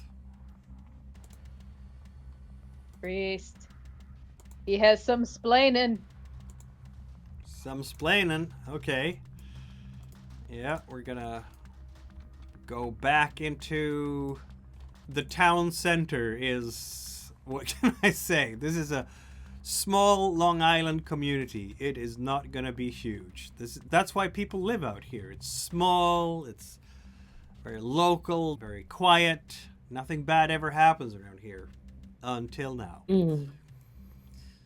And you want to have a word with the local priest, apparently. Yeah. Why Yep. is he saying bad things? Because he's bad no, wait. Alright, yeah, this is St. Bridget of Kildare Parish, Glen Ridge. There you go. And it's not going to be hard to find the priest. Look at him. He is obviously the most honest face you will ever find around here. Yes, and he has a red border around his Not character, anymore. which is now I yellow. changed it. Now it's yellow. If I've learned anything from Karen, it's that a red border before it goes to yellow is a bad sign. Nah, can't be. Priest is a cultist, isn't he? Oh This my priest god, a cultist. We cracked the case, guys. He's It's working with the priest. ooey gooeys. I know, Mr. Priestman. We're taking you Mistake. in, suspected of being the cult leader. He's like, what? How did you On a know? roll. We are on a roll with like occult sea names too. This is just par for the course. How did you know? That's what he's gonna say. Or not. Maybe not. Not If right I've this learned- instant, anyway. If I've learned anything, a red character border and a sea name means that they're an occultist. Yes, that must be so. Yes. Yes. Well- Super cult, brother. Clearly, yes. He's the cult leader. He's can't trust He's anyone. at like least that, a cult lackey. right? Possibly, yeah. Yeah. Or like a servant of evil. I was gonna say something about, well, he is a Catholic priest here, but honestly, Catholic priests tend to be nice people. That's what we go with here on this channel. Yeah, typically. Typically. I don't mean that sarcastically. I find it funny that dichotomy. But yeah. Yeah, there has been so many scandals around the church that unfortunately reflects poorly on all the nice people within it. So, anyway, this is Father Costello. Yeah. He'll he has apparently it says, you know, the lettering on the board, public board outside the church says that, you know, Sunday Mass will be, or he will have a special event, a Fortress Friday tonight. What? Fortress Friday. What's involved with that? The last time a cult had a special event, 60 people wound up dead. Huh. So, Hey, like spines? What is your favorite body part? Hypothetically. If you were to murder somebody and take any body part as a trophy, what would be your pick? That's my question. Well, I mean, obviously there is an assistant there who will be able to lead you to his office, and it's a Friday, almost lunchtime, so his office will be. He's doing things to manage the church, logistics, dang it, administration. They have ledgers too. Everybody has administration and red tape, including the church. But as you are being, yeah, I'm taking it that because you've already established this before, that you are flashing your badges and so on where you go. So he's going to shake your hands as you come in. Special agents, please come in, have a seat. And he's going to make sure that everybody has a chair in his office. Can I get you some coffee? It would be you. lovely. Someone say coffee? Just Sure. I did say coffee, yeah. Yes. okay, but remember the last time we went to a small town and drank their coffee? He's I gonna wasn't give here you for a that. Give me that really- coffee. He's gonna give you No. a very weird look, and then he's gonna make sure that you all have a cup of coffee. Here we go. Oh, I said that. Apologies, we're not used to hospitality. Perhaps I would imagine that people in your line of business would sometimes not be received entirely friendly, because we all deal with sinners in our daily lives, don't we? Only you do it with the shall we say the earthly law, as it were.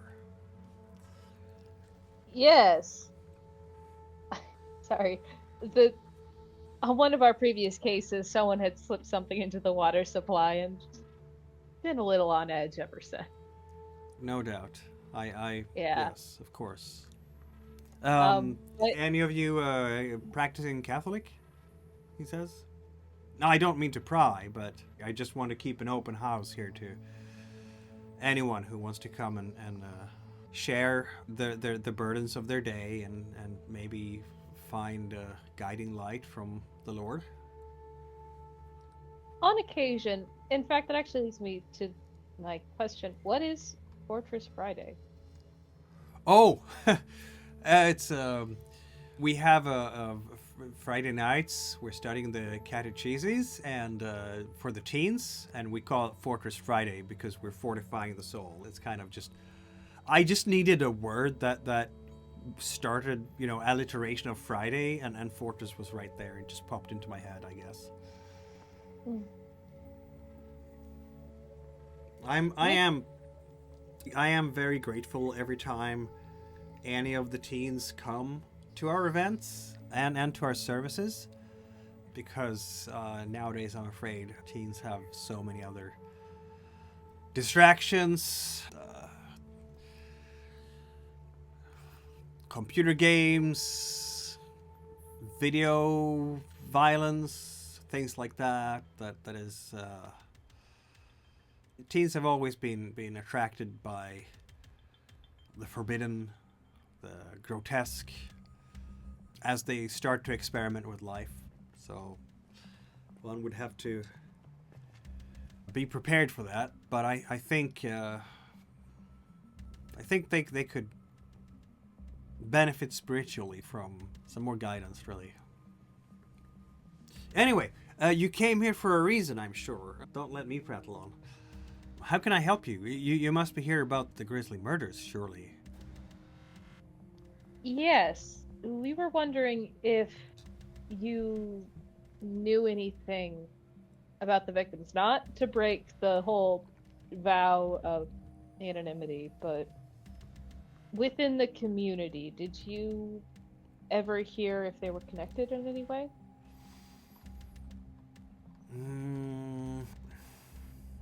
Not really. Let's see now.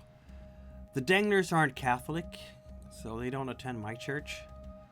Moretti was Catholic. We have a few, like myself, we have a few Italian Americans here, distantly Italian Americans. It's been many generations since some of the families moved here, but the surname is still there, and some remember their connections through even if they have married outside the Italian community. And Miss Hatvan, she was from outside, so I didn't know her very well at all.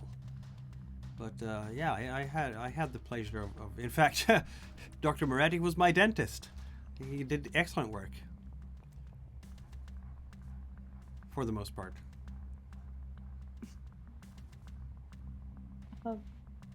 It's wow, actually, yeah, it's strange. You'd expect something like this to happen, or whoever did it, to do it along community lines, but if that connection of within the community versus out of the community is so strong here, then it's strange that whoever did this is not acting along those lines. You would know more about police work than I do, of course, but I mean, I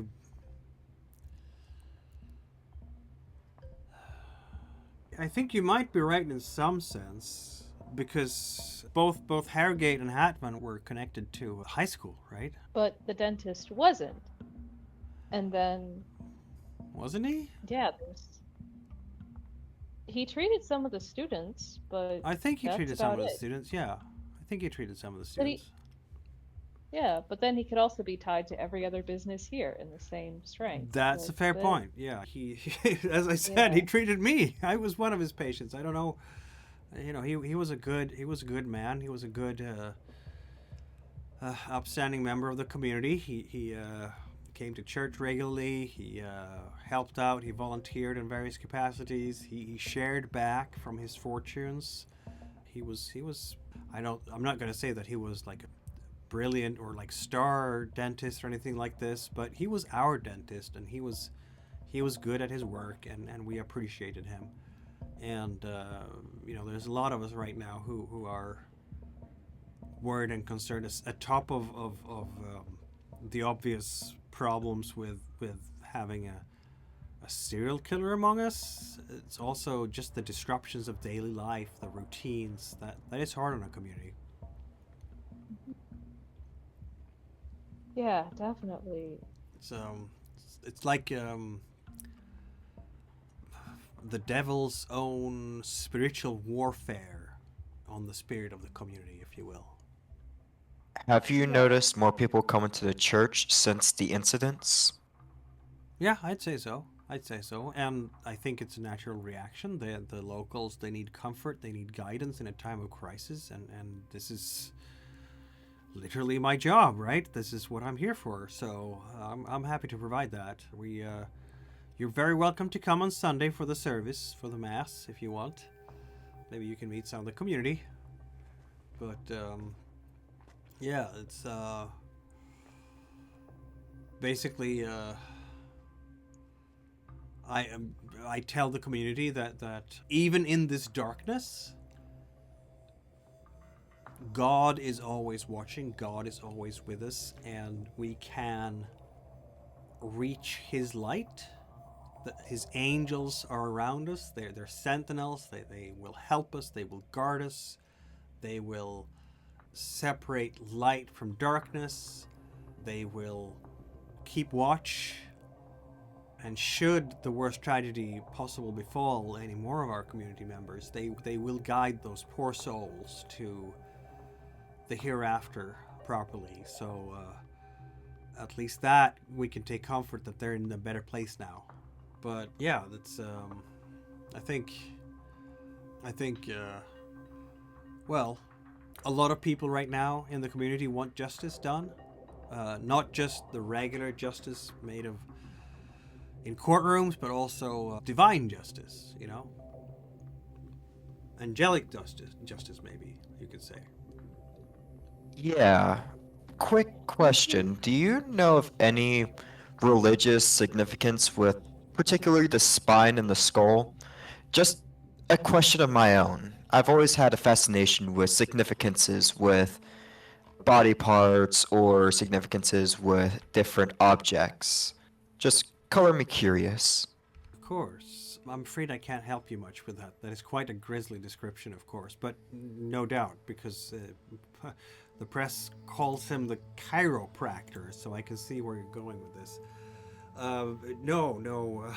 Angels, if we go into the Holy Scriptures for what angels do, they've never been described in that fashion. They can be described in some very graphic ways, but not always. They're not always described as the angelic figures that you will see on our icons or on our glass, mounted glass, colored glass depictions of beautiful humans with wings. They have other forms as well if you go deep into the Bible. But as for spines, I can't say. More pillars of salt, really, than spines. And fire and brimstone, perhaps. Okay. Thank you, and please do pardon my question. I did not mean any other way, it's just No, of course. my own curiosity. No, it might be. I acknowledge that it might be someone who has taken maybe has been possessed by the devil in some fashion, not literally, of course, but metaphorically, who has decided to do these most grisly possible deeds to shock society, to shock the community, to traumatize the community as much as humanly possible. And it's a natural reaction then for anyone, including people in your profession, I'm sure, to look to meaning beyond the mere physical, beyond the mere biological, beyond the simple flesh. And I'm sorry I can't provide you with a whole lot of that. I can hear your confession and I can try to give you some spiritual guidance, but in terms of catching this perpetrator, I'm afraid you're going to be on your own. I don't know. I mean, I'm going to happy if you can give me your cards. I'm going to give you I'll call you if any of my parish members give me anything I can share with you. Obviously, again, I have a confidentiality if someone confesses anything to me. But aside from that, if that has not been invoked, then if maybe one of the parish members that maybe they've heard something or seen something, borne witness to something, they want to share it, they think they can help you catch this very troubled individual, I will be the first to let you know. The very first. I'm gonna hand him my card. Thank you very much. Thank you. I'll hand him my card too. Yep, he will take both of them. So, that was clearly the sussest guy you've ever met, right? Oh My God, so yeah. freaking lootly. He knows things, okay? We need to go to that Friday night mass. You're gonna end up converting me. Catholicism. I'm not even religious. He is making angels rip out people's spines and skulls and pin them to things and drop them from places.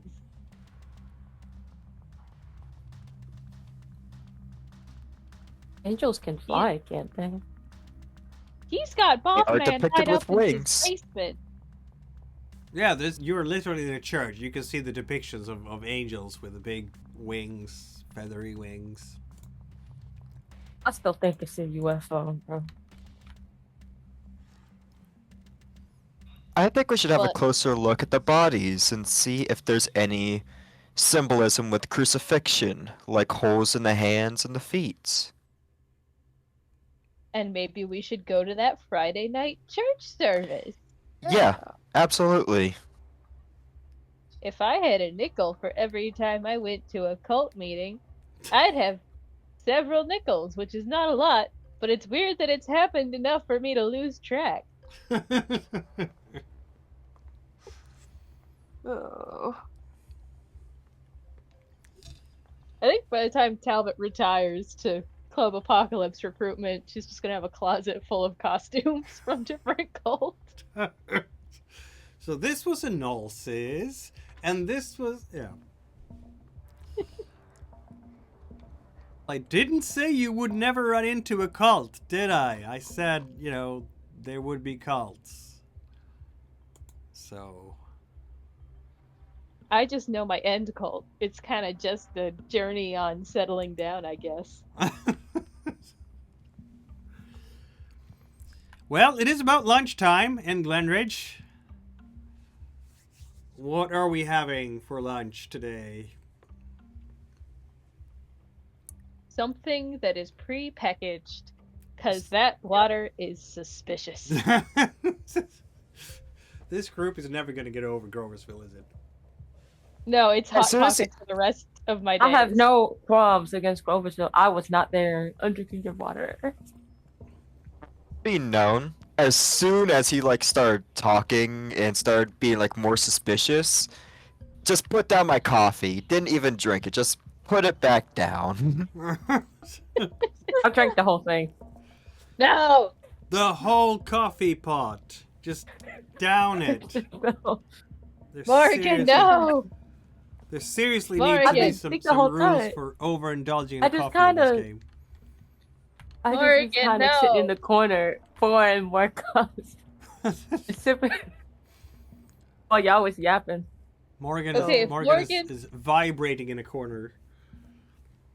Okay, if Morgan starts trying to knit us all hats, we need to call ASL again.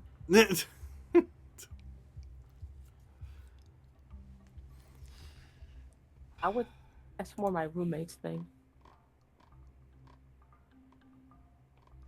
The problem It's is when more- it becomes yours.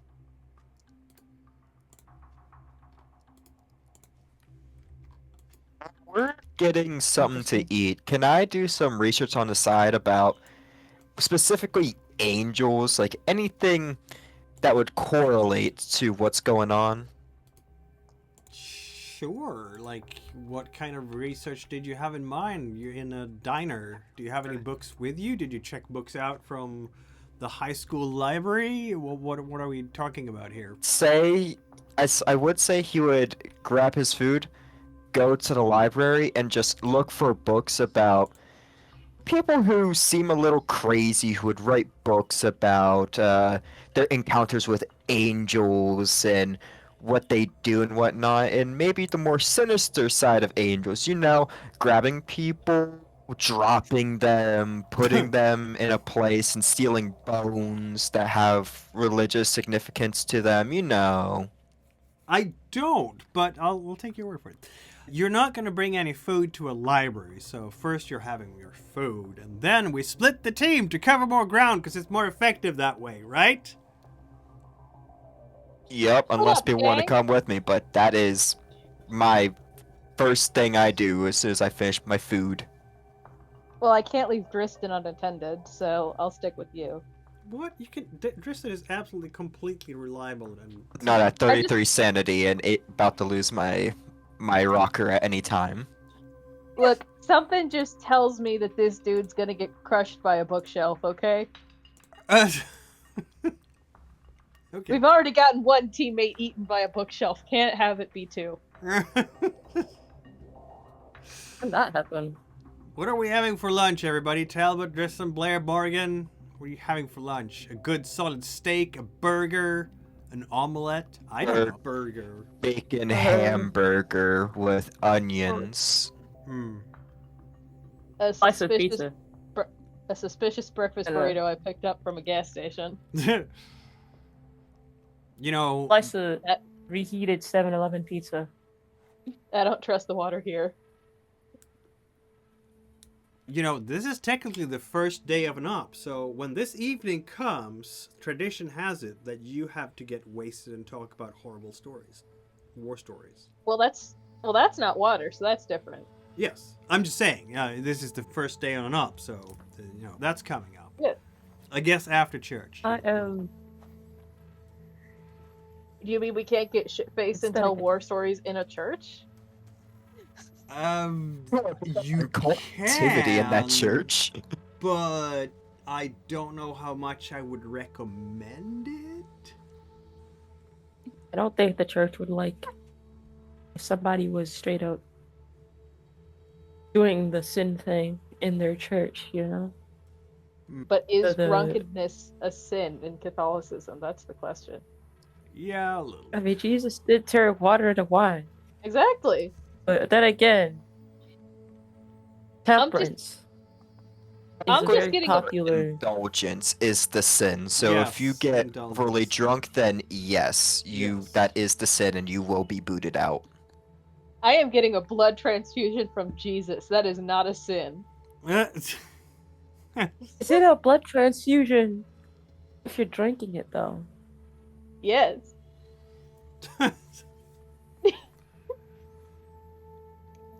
Because that's how Jesus' blood works. I think. That's what they say. Yeah. Oh, at least you could drink it with some communion crackers. Help the Some Jesus. It's his flesh. so you could get the full Jesus experience, You're eating I know. Jesus' flesh. That's anyway. All right, so That's very culty. Very uh, culty. all religions are cults in their own way, aren't they? He said in a very sorry everybody who's religious. I didn't mean to offend anyone. Anyway, Good. what are we doing after lunch now? We know that Talbot and Dristan are going to go to a library and read books about cannibalistic angels, apparently, or psychopathic angels, or something like that. Blair and Morgan, what did you guys want to do? Want to go visit that chemistry lab, see what they got looking up Sure. in there. All right, Might as well. might as well.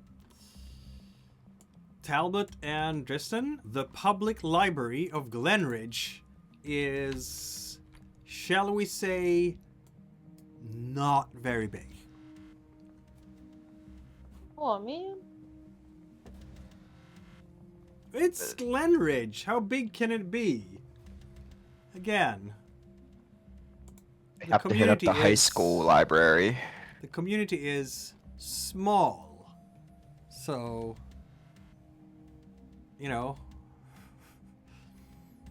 It's better than the high school library, but not by much. Any sticky books or spines in here? No. This is a small library on Long Island. People who are picking up books here. There's all sorts of folks, actually. The nerdy teens, the book-devouring teens, because it's 1997, which means that teens still read books. Yep, that was a Gen Z slam here from the Gen X. Because we didn't have fast internet, so we didn't have a choice. We had dial-up internet, so there was a lot of book reading. I did a lot of book reading while I was loading my computer games in the 80s, because with the Commodore 64, it took an hour to load the computer game. And during that hour, I got a lot of reading done. I read War and Peace like that, I think. Yeah, and other books like that, too. Anyway, aside from that little side note... Where do you think we get our academic sources? They can't come from the internet. Exactly. So everybody goes to the library for different reasons here.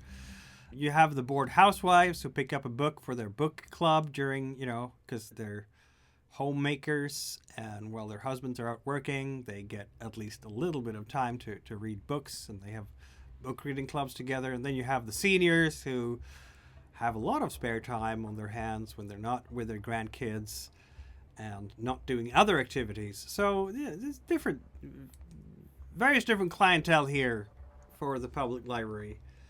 The selection on the occult is unfortunately not terribly impressive. Not much more so than the high school. It's the same genre of books. It's basically pop occult, if that is pop science fiction. Your standard treasure trove of I've been abducted by a UFO, or UFO sightings across and Nostradamus' predictions of the 20th century, or become acquainted with your tarot. I'm sure there's going to be a book in there somewhere about how you can align your chakras properly, but with the right use of crystals. No! No! Who wrote that book? Who wrote that fucking book? Who wrote the fucking book? Talbot is like, I have to shoot this person. Yeah, I'm gonna go. I have to take a break from this op to go murder somebody. Who is it? Who? It's Edgar J. Forrester. Edgar J. Forrester, count your fucking days. Kristen, when you see Talbot get this agitated over a book about quartz crystals and other crystals as well, there's plenty of crystals in there. The reaction? Just shaking my head. I need to keep looking, and I'm just gonna let her stew. And if I can't find anything in the occult section, I'm gonna do a red herring, and I'm gonna try to look in the Catholic section, the religion section, see if there's anything interesting in there that could explain. Very well.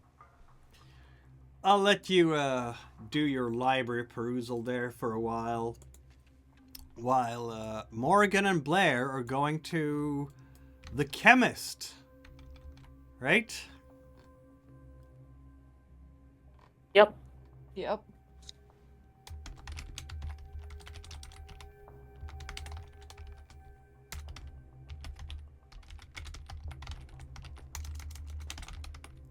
I'm just taking notes for absolutely no reason.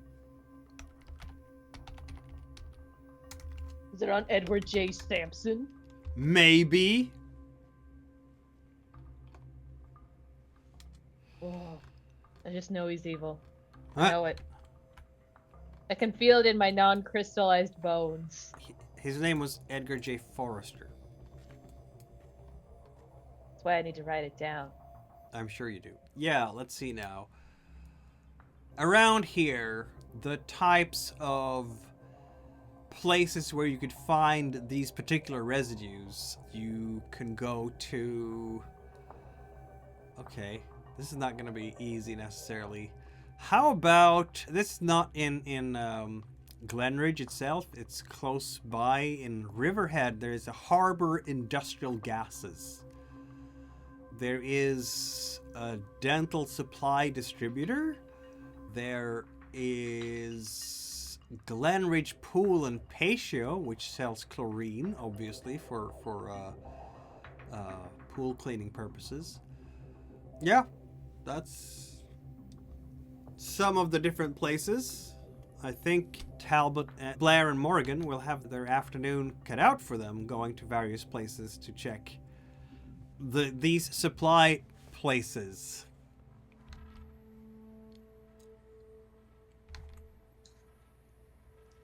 Right? Yeah. Yep.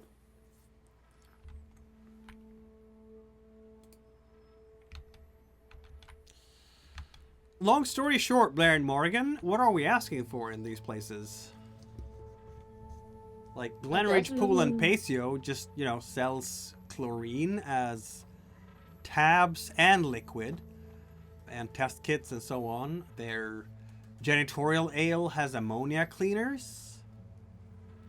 There is a janitorial and sanitary supply store not too far away also, where you could find bulk ammonium hydroxide glass, which is a cleaner. You can find bleach, degreasers, sometimes fluorinated stain repellent sprays. There's the Harbor Industrial Gases, which is nearby. It's probably going to take you a couple of hours to check all these places.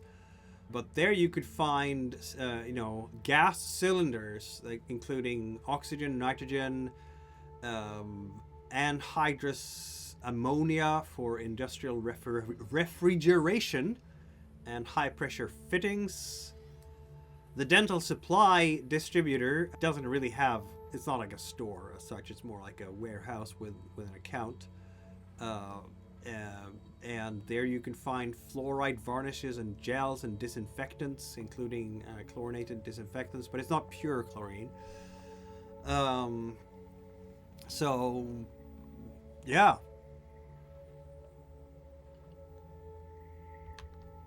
You have located several places that sell the things that you were looking for.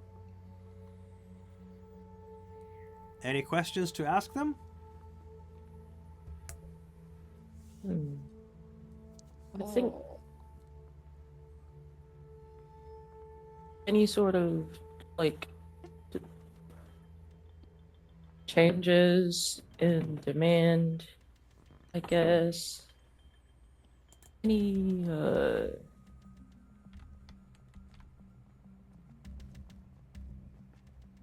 out of unusual purchases. Yeah.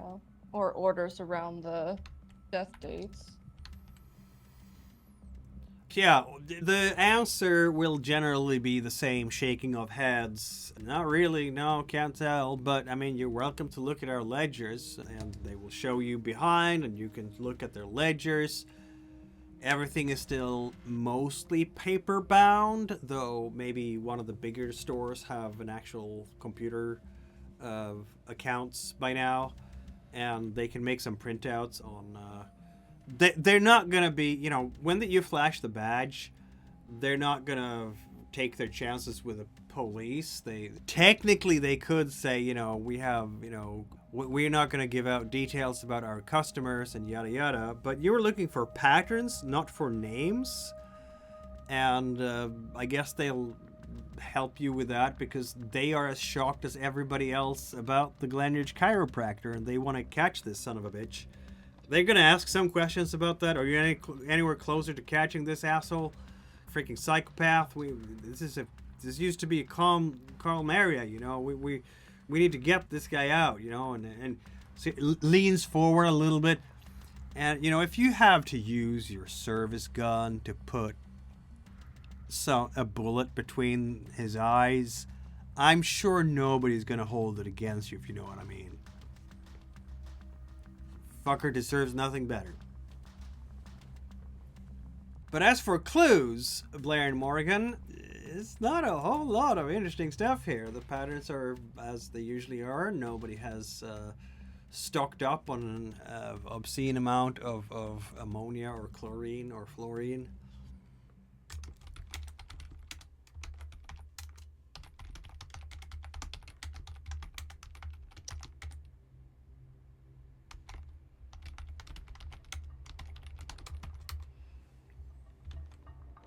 So, yeah, that's your afternoon, I guess.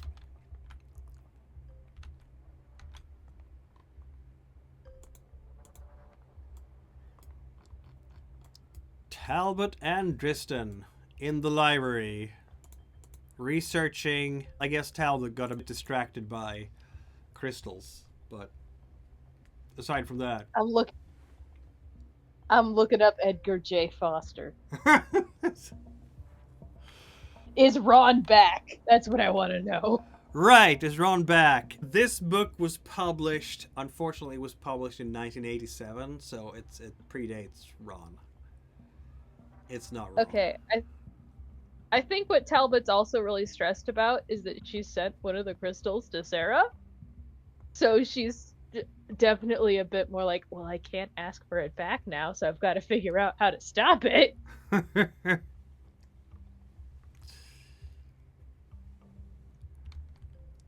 Driston, I think you will be equally disappointed by what you find about devils. So, or angels, I should say. When angels kill, they do kill, certainly in the First Testament. The destroyer that killed Egypt's firstborn, you have an angel that slays the Assyrian camp, angels bringing a plague, striking Herod, he dies by disease, and angels blowing trumpets to unleash plagues, and so on. In none of these cases, while angels are punishing people, they are not tearing bodies apart. They tend to do punishment by salt pillar or by plague. They will be, binding or casting the wicked, but it's demons that do flaying and dismembering. So if you go into a book like Dante's Inferno, there you're going to see all the demons doing that sort of thing. So, yeah, it's not really... There's said to be an angel of death. But the angel of death is merged with St. Michael the Avenger, who strikes down the sinners and is basically the warrior of God. And angels being, in that sense, the vector who separates the wheat from the chaff, if you will, the sinners from the innocents. Michael is weighing your soul to see if you are good enough to enter heaven and so on. But that's not, dismemberment. That is a part of hell. So... we are going to look on the more infernal side. He is going to look at demons, demonology, and see what kind of traces demons leave once they're through. Because everything leaves a trace once they're through with something, whether it be an energy or something. So he's going to see what demons leave. And also what they do. Let's have a look here, Driston. Why don't you roll your occult? And I would invite Talbot to do the same. I'm sure you're gonna do great. Lovely, please. Driston has no luck today. But it wasn't a fumble, so...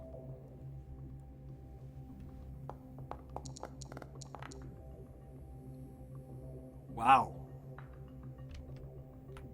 What was it? I can't see it. 75. Oh, man.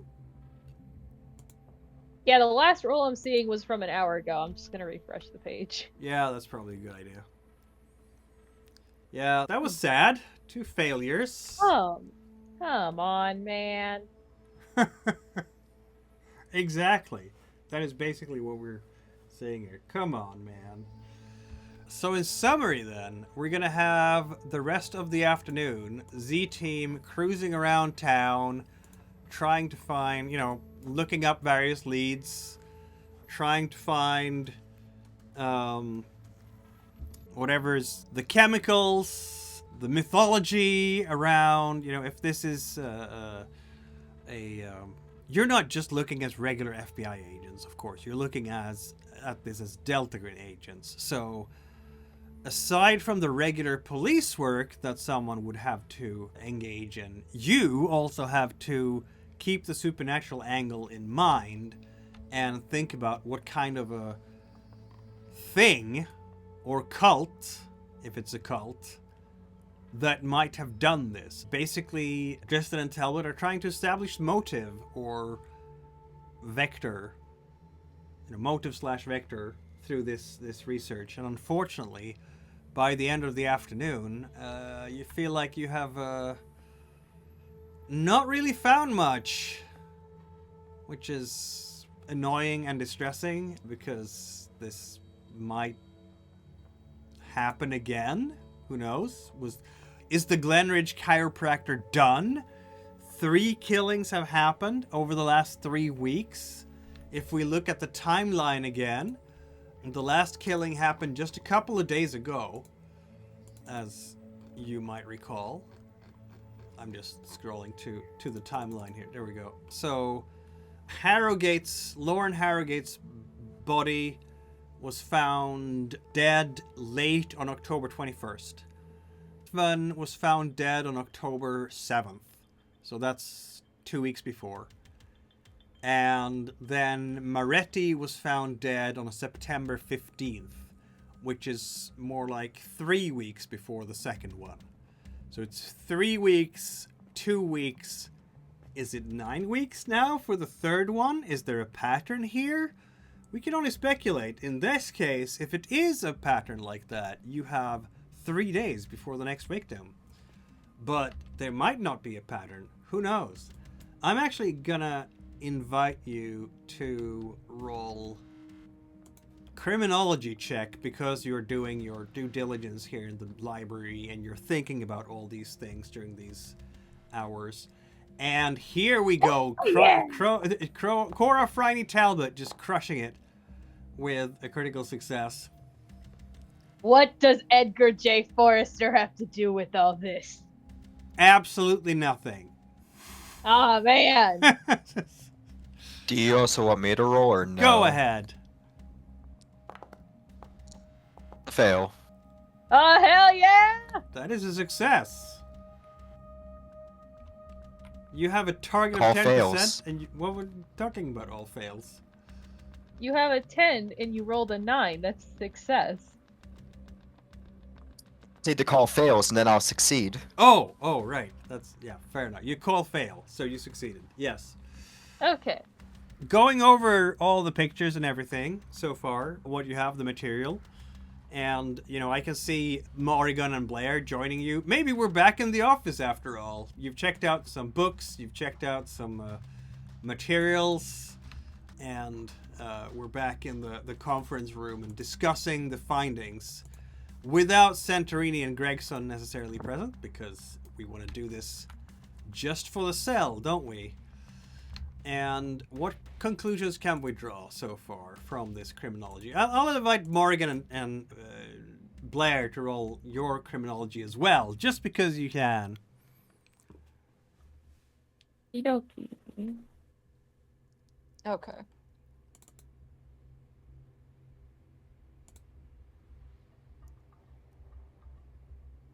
Wow, Morrigan, criminology has never been your thing. But you're learning a lot from watching Tristan and Talbot work, right? Sure. And, I punch stuff.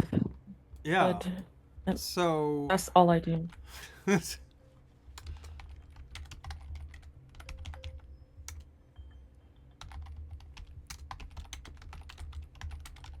I punch stuff real hard.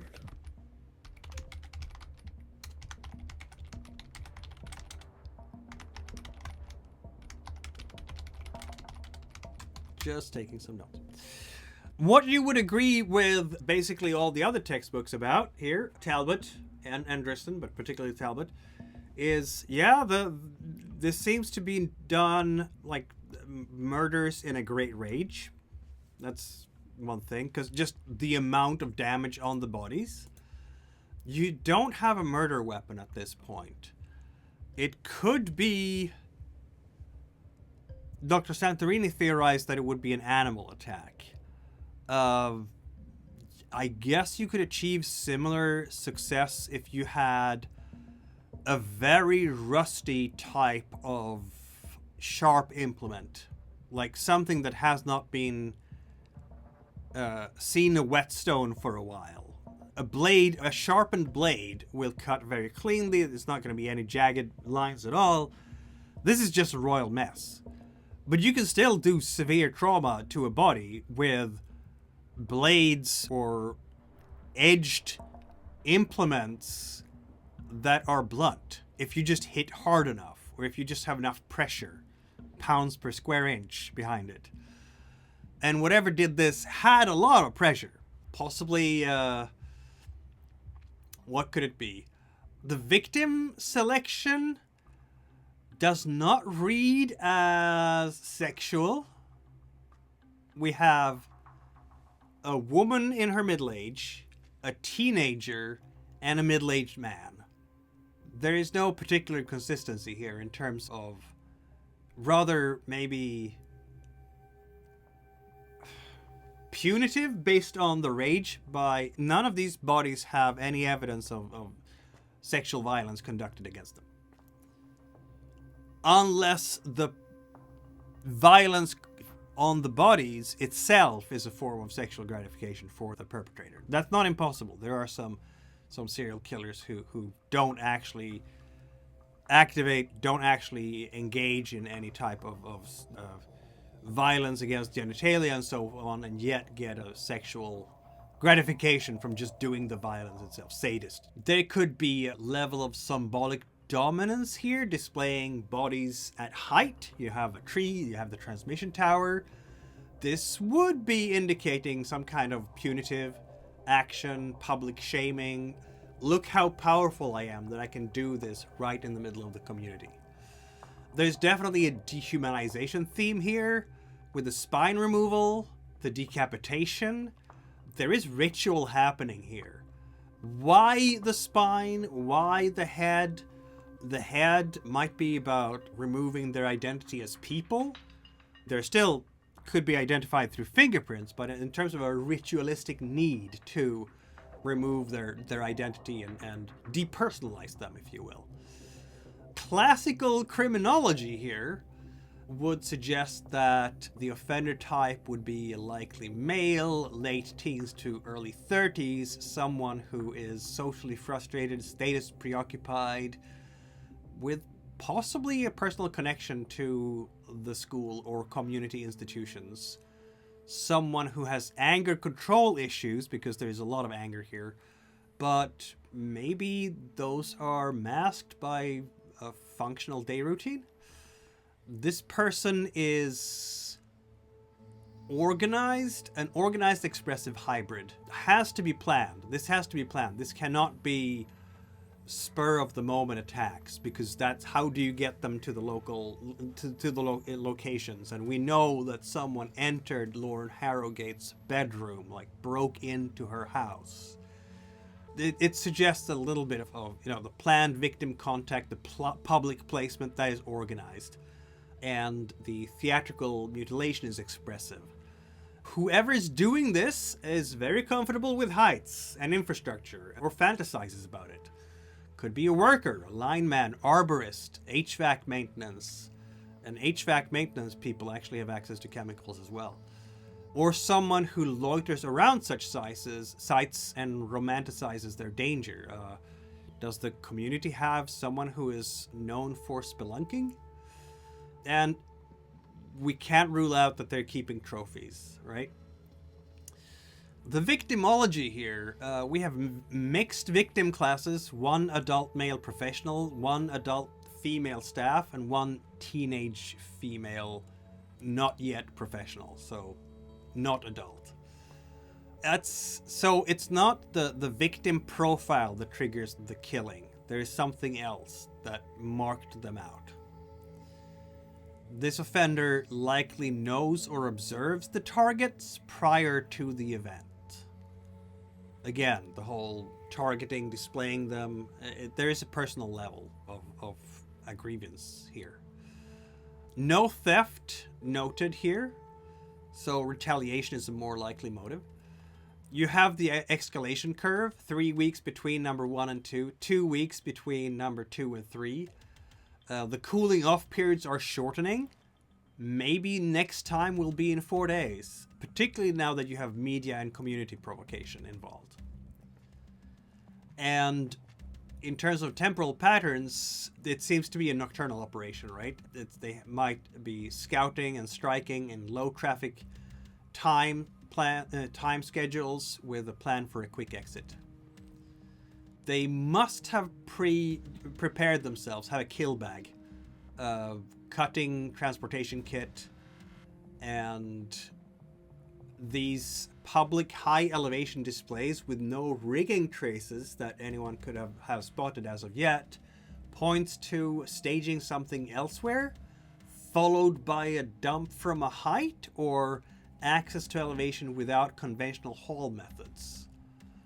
And these people, whoever did this person has a very strong forensic discipline. There are no hairs or fibers from the attacker.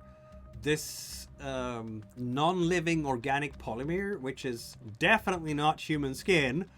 It's what you've already pursued that contact with industrial maintenance environment. You've already talked about the chemicals. So yeah, the risk assessment is high risk of occurrence in the near term, a reoccurrence, especially if taunted or publicly challenged. Public stagecraft creates community fear, and the offender is rewarded by spectacle. So this person is probably just really enjoying the attention and having been given the name the Glen Ridge Chiropractor. And with those details, I'm gonna leave you for this session, and you are going to digest all of that over this coming week, so that when we reconvene in a week from now, Z-Cell is gonna know exactly who did it and be able to hunt them down. Yeah. I still think it's I think it's ooey gooey problems here. You know. I think the priest's an ooey gooey. Well, let's just say that you weren't called to the scene as FBI agents. Well, you were called to the scene as FBI agents officially, but A-Cell sent you here personally. Definitely. So, A-Cell There's definitely something. Spooky shit happening. I'm not sure if A-Cell would call it ooey gooey. I'm sure they have more professional sounding names for it, but yeah, I think that A-Cell, if you were to say, there's something unnatural involved in this, then A-Cell would say, well, duh, that's what why we sent you. Well, I mean, yep. If A-Cell wanted us to give them serious names, they should have trained us with those names, not left us to figure it out on our own. Give you the Delta Green field book in classifying the unnatural? Yes. Unfortunately, there is no field book in classifying the unnatural, because if there was, it would be highly classified. And that's why they don't have it. And that's stupid. Exactly. Yeah, we'll call them ooey gooeys. Yeah. Clearly, yes. That's the working name right now. Because they're ooey, and they're gooey. Is it a cult, or is it a lone ooey gooey on the wreckage, or is it something else? Who knows? Maybe it's another Sleezus. Maybe. Whatever the case might be. Yo, actually, that guy had the Sleezus guy. He had, like, what do you call it?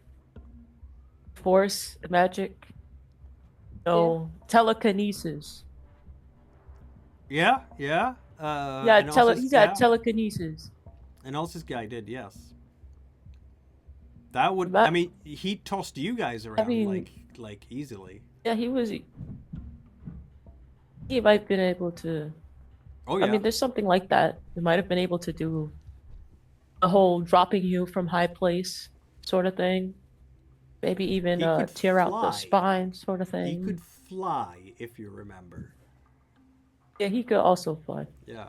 So, yeah, maybe Ronald Valiant is back again and has gone into a murderous rage where he's grabbing spines? Not necessarily Mr. Valiant, but something like him. 'Cause if Mr. Valiant was able to do it, who's to say nobody else was? That's a fair point. In a week, we will see what other clues this investigation might uncover, and if Z-Cell might get closer to capturing whatever is out there in Glen Ridge and ripping people's spines out. Thank you very much for tuning in, everyone. Don't forget to follow, subscribe, check out the YouTube channel with the same name, ring the bell icon, come over to startplaying.games and sign up for more games because and join the Discord so we can chat and everything, because that would be awesome too. And we will see you in a week. Communications through chat and commentary section on YouTube. ACell only. It's a completely secure. Don't worry about counter conspiracies. They will never see what you write. See you in a week.